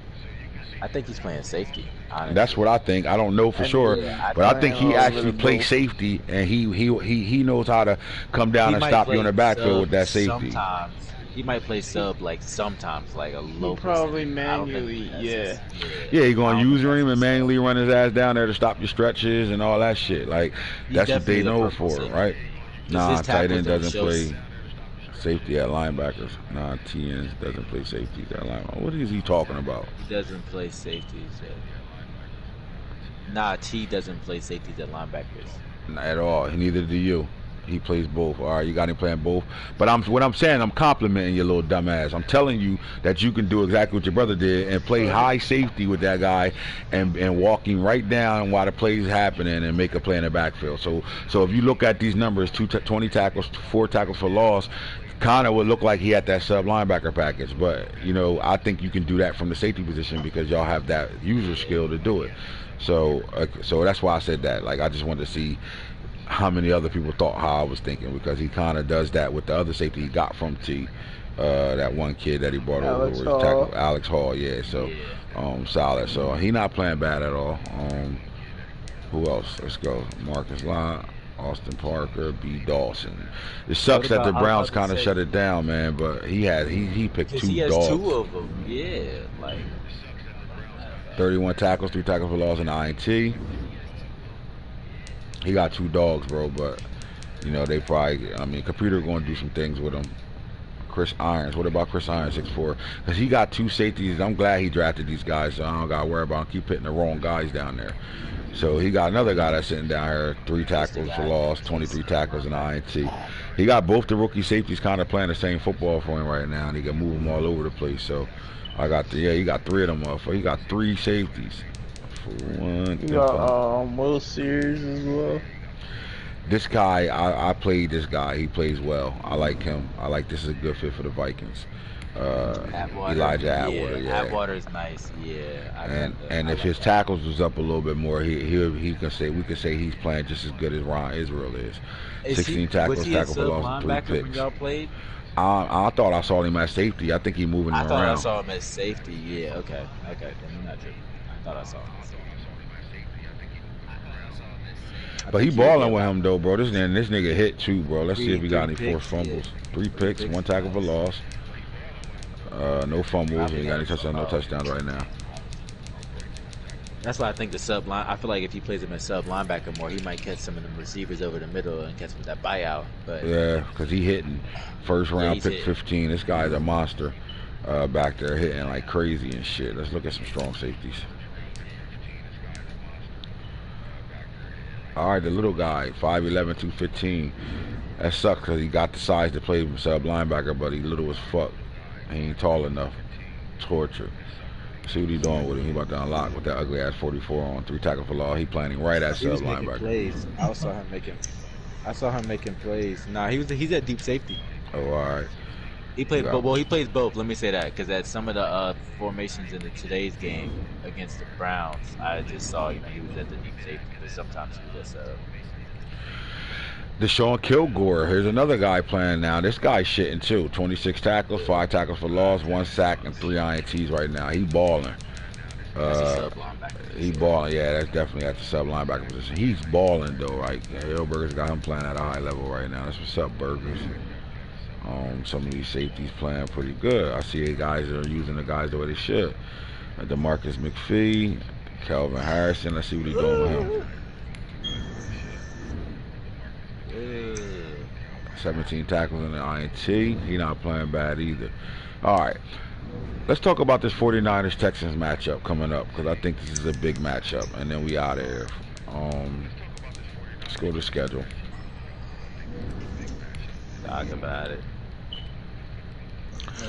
All right, Bears, Panthers, football, Cowboys, Patriots, Chiefs, Packers, Vikings. Big game in my opinion. Niners, okay, Niners, Texans right now so far is the bigger game. Oh, niggas knocking shit out too. Jags, Dolphins, Bengals, Broncos is left. This is if Circle Bob even show up. That's a big game for the Bengals more than Bob. All right, so as I'm looking through these games already, it looks like. All right, so it looks like that's the big matchup. So we're right on top, right? This matchup right now. So what I'm gonna say is, this gonna be a me and Max kind of conversation. Max, for the 49ers to win this ball game, what must they do? I think they gotta show that the stats don't lie. That if you crowd the box against me, thinking you're gonna stop the run that way, like that, if that's the game plan for the Texans, I think the 49ers got to go out there and make them pay for that on offense. On defense, I think the 49ers gotta beware of what the Texans offense can do. Don't focus so much on what they do, but focus on what they can do. Explain that. Because I don't understand what you mean by that. Don't focus on what they do, but focus on what they can do. Nanos watches the Texans, you know what I'm saying, or sees their games, but it's different when you're in the game with them. You know what I'm saying? You might think that you're gonna do this as an adjustment, but your adjustment could be something that is detrimental towards the game. As far as don't focus so much on Jaleel that you forget that this nigga got a tight end and Callie Johnson, or don't focus so much on Butchie that you forget he got Callie Johnson, because you know what the Texans can do, or you know what they have. Yeah. At first I'm like, what? So the Texans is pretty good against the run, right? Will we say that? Yeah. No, he kind of had a hesitation there. Maybe I'm wrong. Is he not good at stopping the run? I think when he wants to be, yeah. Like when he comes out and stop the run formation. So that's a friendly saying. I got your back though, but hell no, you ain't good at stopping the run. That's pretty much what you're saying right now. So let's look at the defense to see if he's good at stopping the run, because they're number one in the defense total yards allowed right now. So if they number one there, they number one in passing yards allowed. And when it comes down to the run, they are in the 1, 2, 3, 4, 5, 6. So they down almost out of the top 10. 1, 2, 3, 4, 5, so my 6, with 7, a little hesitation 8, 9, is modest. All right. So when the 49ers is going to come into here with one of the top running teams in the league, right? So let's look at the 49ers run game. They are 4th on this list in running right now. All right. So the Texans is right outside of the. They are 10, right? They number 10 on defense. I think that's what you kind of 10. Yeah, it's 10 against 4 as far as rush to offense. Rush defense to passing. 1, 2, 3, 4, 5, 6, 7, 8. They're number 8 in the league. 1, 2, 3, 4, 5, 6, 7, 8, 9. Number 9 in the league. So they're in the top 10 against stopping the run right now. All right. So my opinion is the Texans have to still be somewhere within that top 10 of stopping the run. So they have to emphasize the run no matter what. That's the first thing. When you play 49ers, you have to stop the run. Simple as that. It doesn't go no further than that. Everything else is obsolete. It's just there. It is what it is. Stop the fucking run. That's the Texans. They stop the run, they put themselves in a situation to win the ball game. It's that simple, right? So it sounds that simple.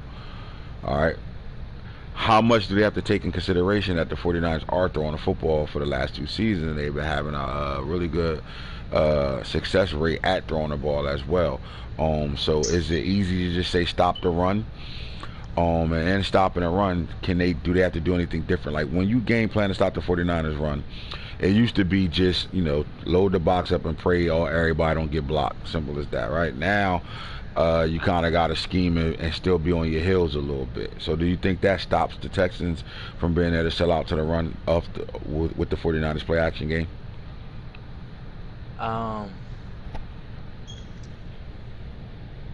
I think it could pose a problem, honestly, because they're gonna have to. They probably haven't played anybody yet that's not doing no disrespect, but that's gonna run the ball efficiently and proactively the way that the 49ers are going to run the football. So they gotta really be on top of it, so they don't fear it and it doesn't beat them up inside the course of the game. If they're not on top of it, it could be a very long night against the 49ers. Yeah, I think it comes down to this. I think matchups is going to be everything right now.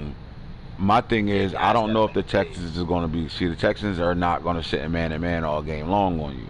You know what I'm saying? Some guys understand playing man can stop the run a little better than sitting in zone, right? I think the Texans are going to play their defense and be comfortable in what they do, and they're going to stay within their scheme. I think they'll have to adjust on the fly if that doesn't work at first. But if they have to line up in man and man and get guys in the box right now and have to just get these receivers one-on-one attention outside, do they match up well at the cornerback position with these receivers? Will be my question to you. Well, with his addition that he added last year, that's kind of the question that he's got to pose with his team too. But I think that they could be ready, honestly. This guy go against twice a year, so I'm slightly biased, but it's a bias enough that I'm speaking in their favor.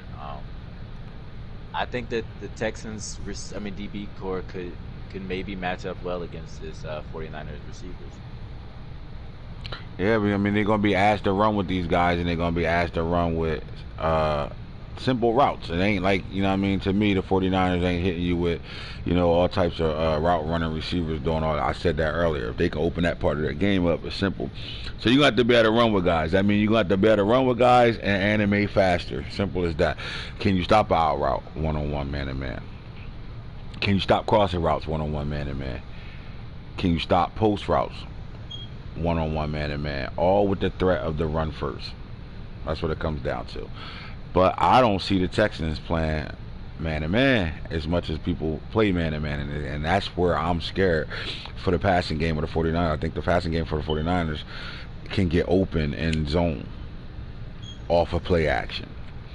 I think it can. He's gotta be open-minded with not being so used to man. This is the time where you sit back and you show them where those practice, you know what I'm saying, when you in the lab, when you're saying, or where, when you're noticing that you're getting manned and then people pop out with zone, you got to be able to be versatile and seeing what you see on the field when you pull that play action up, because there's no telling what you get. There's nothing for him to see though. Max, think about this. If they sitting in zone, the route I just gave you the routes you gotta stop. Yeah, they sitting in zone, saying, those routes get open. You gotta see them develop. Yeah, right. You gotta see them. Nah, I agree. You definitely gotta see it develop.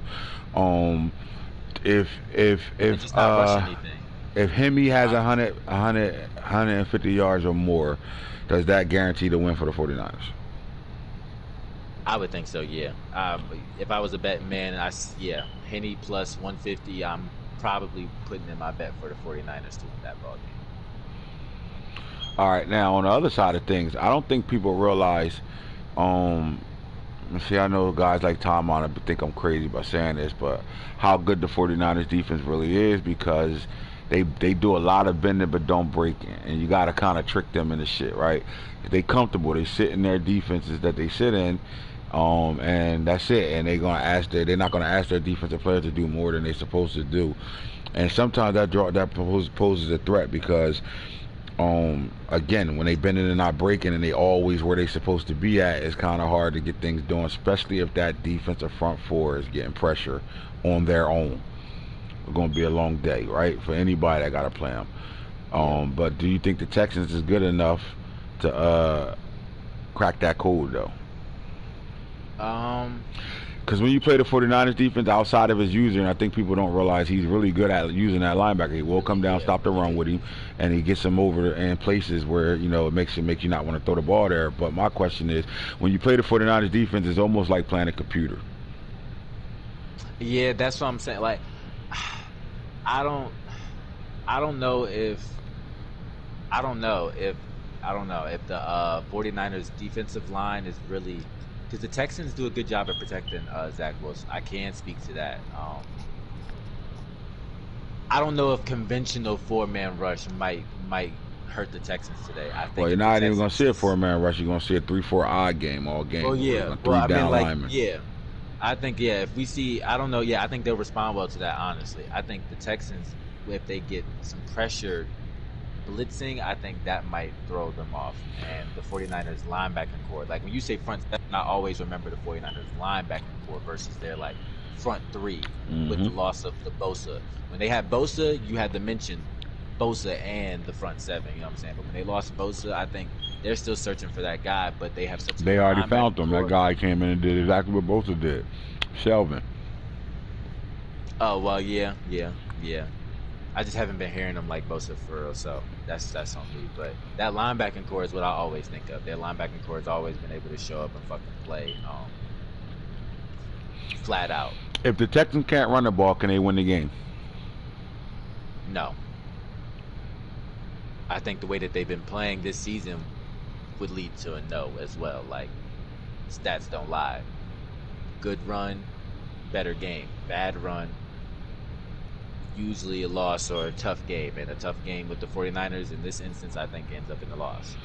Who you got winning the game?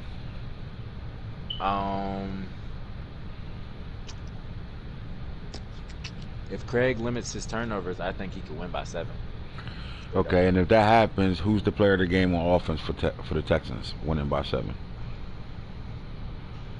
One of those tight ends. Can't lie. Don't know which one. I want to go with Howard, but I know that fucking, what's to call it, Henry, he's annoying as shit to me. So one of those tight ends comes up with the game. Like for the 49ers to win the game, if they was to win this game, what would they win by? 14. If the 49ers win it, it's not going to be a pretty win. It's going to be like a oh shit. Like, oh shit. And who's the offensive player of the game? I want to go Black or Willie Towns, honestly. Henry might explode, but it might be one of those games where it's an offset. Like, nah, not Henry, not today. Like, you got to show me Towns. Towns got to be the guy. And I don't think the 49ers are going to have a problem if that is the case, because he's had a lot of confidence in Towns. So this might be like one of those games where it's time for him to show up and show out. Or Black, because Black's sticking up for Metcalf. And, you know, with those rookies on the field, I don't think the 49ers offensive coordinator is he's not going to fear away from them as they're in the scheme, but I think he's going to go to the guys that have been in that system. Well, if you go by history, 49ers got a big game. They running the ball 30 times. Simple as that. Stop the run, right? Yeah. So that's what it comes down to. And if they run the ball 30 times, it ain't going to be Towns. It's going to be Henderson that's going to win them the ball game. With that being said, I'm going to put this pressure on both these guys. Here it go. Texans answered the bell both times I said this. I think he needs to beat the 49ers and convincingly beat them. I think he has to be the guy to beat him by 14 points or more. I think it could happen if he plays a complete football game. On the flip side of this, I think Nano needs to motherfucking break his spirits and blow him the fuck out and put 50 up on him. The other way. I put it the other way just for that for that reason. Now, who can do that though? Because who could do it? Because I don't think this game should be taken into like, all right, I just gotta win it, this and that. I think it's a statement game more than any of the statement games I said the Texans have been in. I think this is more of a statement game for sure. This is a mid-season statement game, like for both teams. Well, I say for both teams, a person that's on the rise and a person that's already kind of like marked his niche as a top guy in this league that's been to the Super Bowl. Now, I come down to this, man. The Texans ain't on a rise no more. He's already here. My thing is now, can you win a game that's important to you? Can you beat a guy that you're not suspected to beat? Simple as that. It's one thing to beat these guys that you beat or you can beat, but can you beat the guys that we're not expecting you to beat? And if anybody's a betting man, I would bet on the Texans. I would, but I'm not. I'm saying if you're a betting man, you're not betting against Nano against him right now because you can't. You just be stupid to do that, right? Can you win a game that you ain't expected to win? Because if we was in Vegas, the odds would be for the 49ers to win this ball game. Definitely. And not only can you win it, can you be a disrespecting asshole and blow the Niners out and then show us again? Hold up, don't fall asleep on us. I'm here, but all this I can't beat big guys that's winning in this league. I can't beat those guys. Fuck wrong with you. Nano got something to prove because the Texans can stand behind this. I beat you already in this league and beat you in the other league. And I'm up on you. What? Right? And Nano need to. Are you elite? You had your run. Tymon was on punishment. You come back, Tymon's in your way of everything right now. But I think at this game, you got to look at the Texans being in your way right now. This game has to show Nano that, nah, bro, I think I'm within that top 5 when it comes down to the best guys in the league right now. Somewhere within that, respect me. This is a respectful winning for him. But it's more respectable if he blowing the fuck out. Now, I heard 50 Burger was getting hung in this game. I heard that. I'm not going to say who said it, but I heard 50 Burger was getting hung in this game, and it wasn't the Texans going to put up 50. So I think the Texans should take that shit way disrespectful right now and flip that whole shit right now. Shots were thrown. I'm telling you right now, and I ain't talking. I'm on real talk right now, and I don't talk no bullshit on real talk. This is all real talk. 50 was supposed to be being hung on your head in this game. Okay, all reloaded. So my thing again is, you got the Texans winning though, right? If they don't turn the ball over, man, I kind of want to go underdogs. Man, who you got winning this game? Texans or the 49ers? I got the Texans. All right, I'm straight like that. I don't give a fuck how feelings feel right now. 49ers by 50.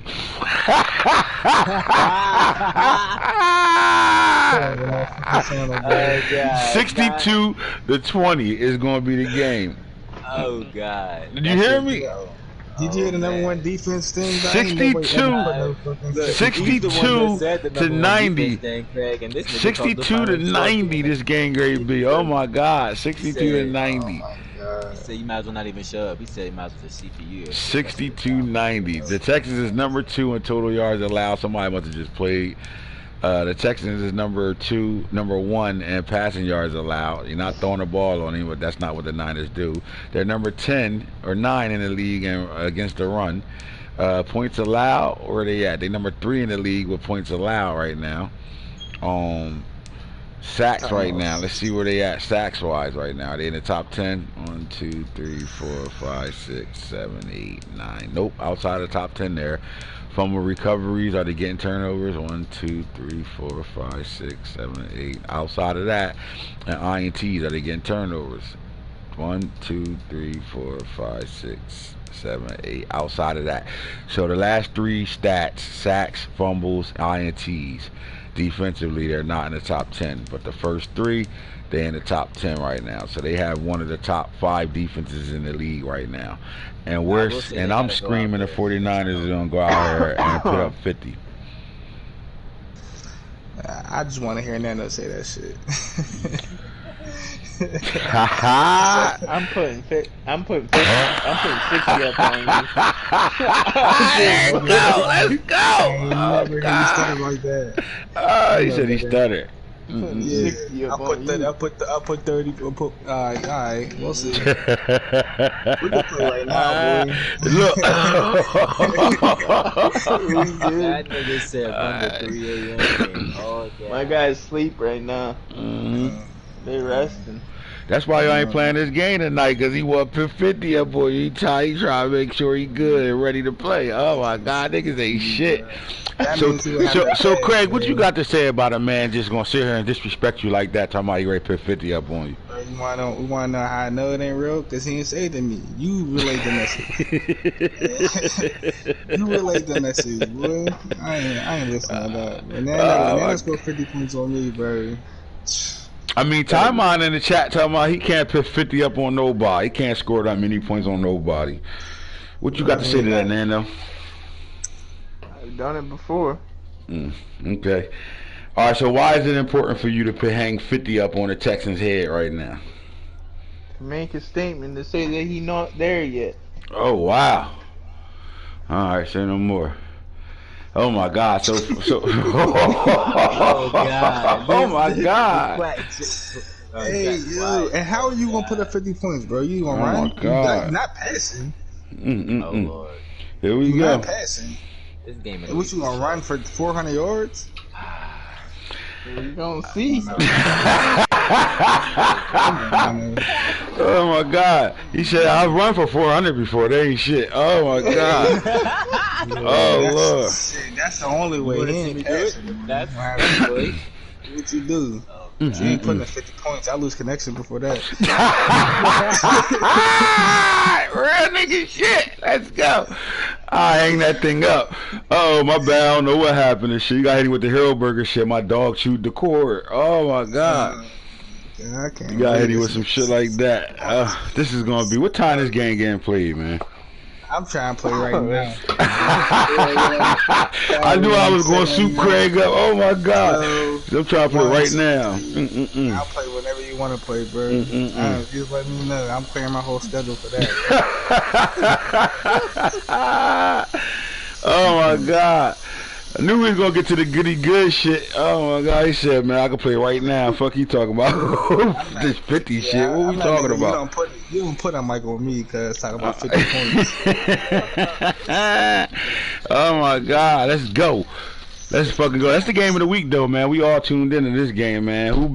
Matter of fact, we play some bets in the chat. Not bets for all this, you know, niggas balling and shit, $1,000 bets and all that. We ain't doing all that. We just gonna do some, if you pick the winner type shit, maybe I got something for you. You know what I'm saying? Some shit like that. We can go look at your team and be like, what you need over here? That type of shit. But if you, we'll do that tomorrow, though. But I do know this. If you was on tonight with us and you rocked out with us, man, I got something for y'all. Just DM me. I know who names was in these comment sections. DM me and just let me know I was on watching the Real Talk tonight, and you got a gift coming. All right, fellas, that's how we do, man. Now you heard it here. Nano said he gonna put up 50 on him to show him he not ready yet. And you heard my boy Craig said I'm ready right the fuck now. Fuck he talking about. What's his gift, bro? You giving him a 105 overall receiver or something? I don't get it. What gift? What you mean? I mean, what gift is he getting that he gonna put up 50 points on me? Oh, nothing. He just said that shit himself. He just said that when we just in chat. I didn't mean to ride on him or nothing like that. I ain't even say it was him. You figure that out. But what it was was, I mean, he just said it like, man, I'm hanging 50 on this nigga. I gotta show him shit real. Come on. He said I gotta show him his real. But he don't think Nano don't think Coach is better than him because he made a statement there too. I'll just leave it alone. Oh my God, and that's part of the reason why he want to hang 50 on you. Oh God. His statement ain't to you really, is really to Max. That's what he told me earlier. Am I lying, Nano? Nah, you ain't lying. The wrong angle, bro. Nano definitely not wrong angle. He said, I'm putting 50 on the Texans to show Max. He ain't like that. I'm about to put 50 on both of y'all.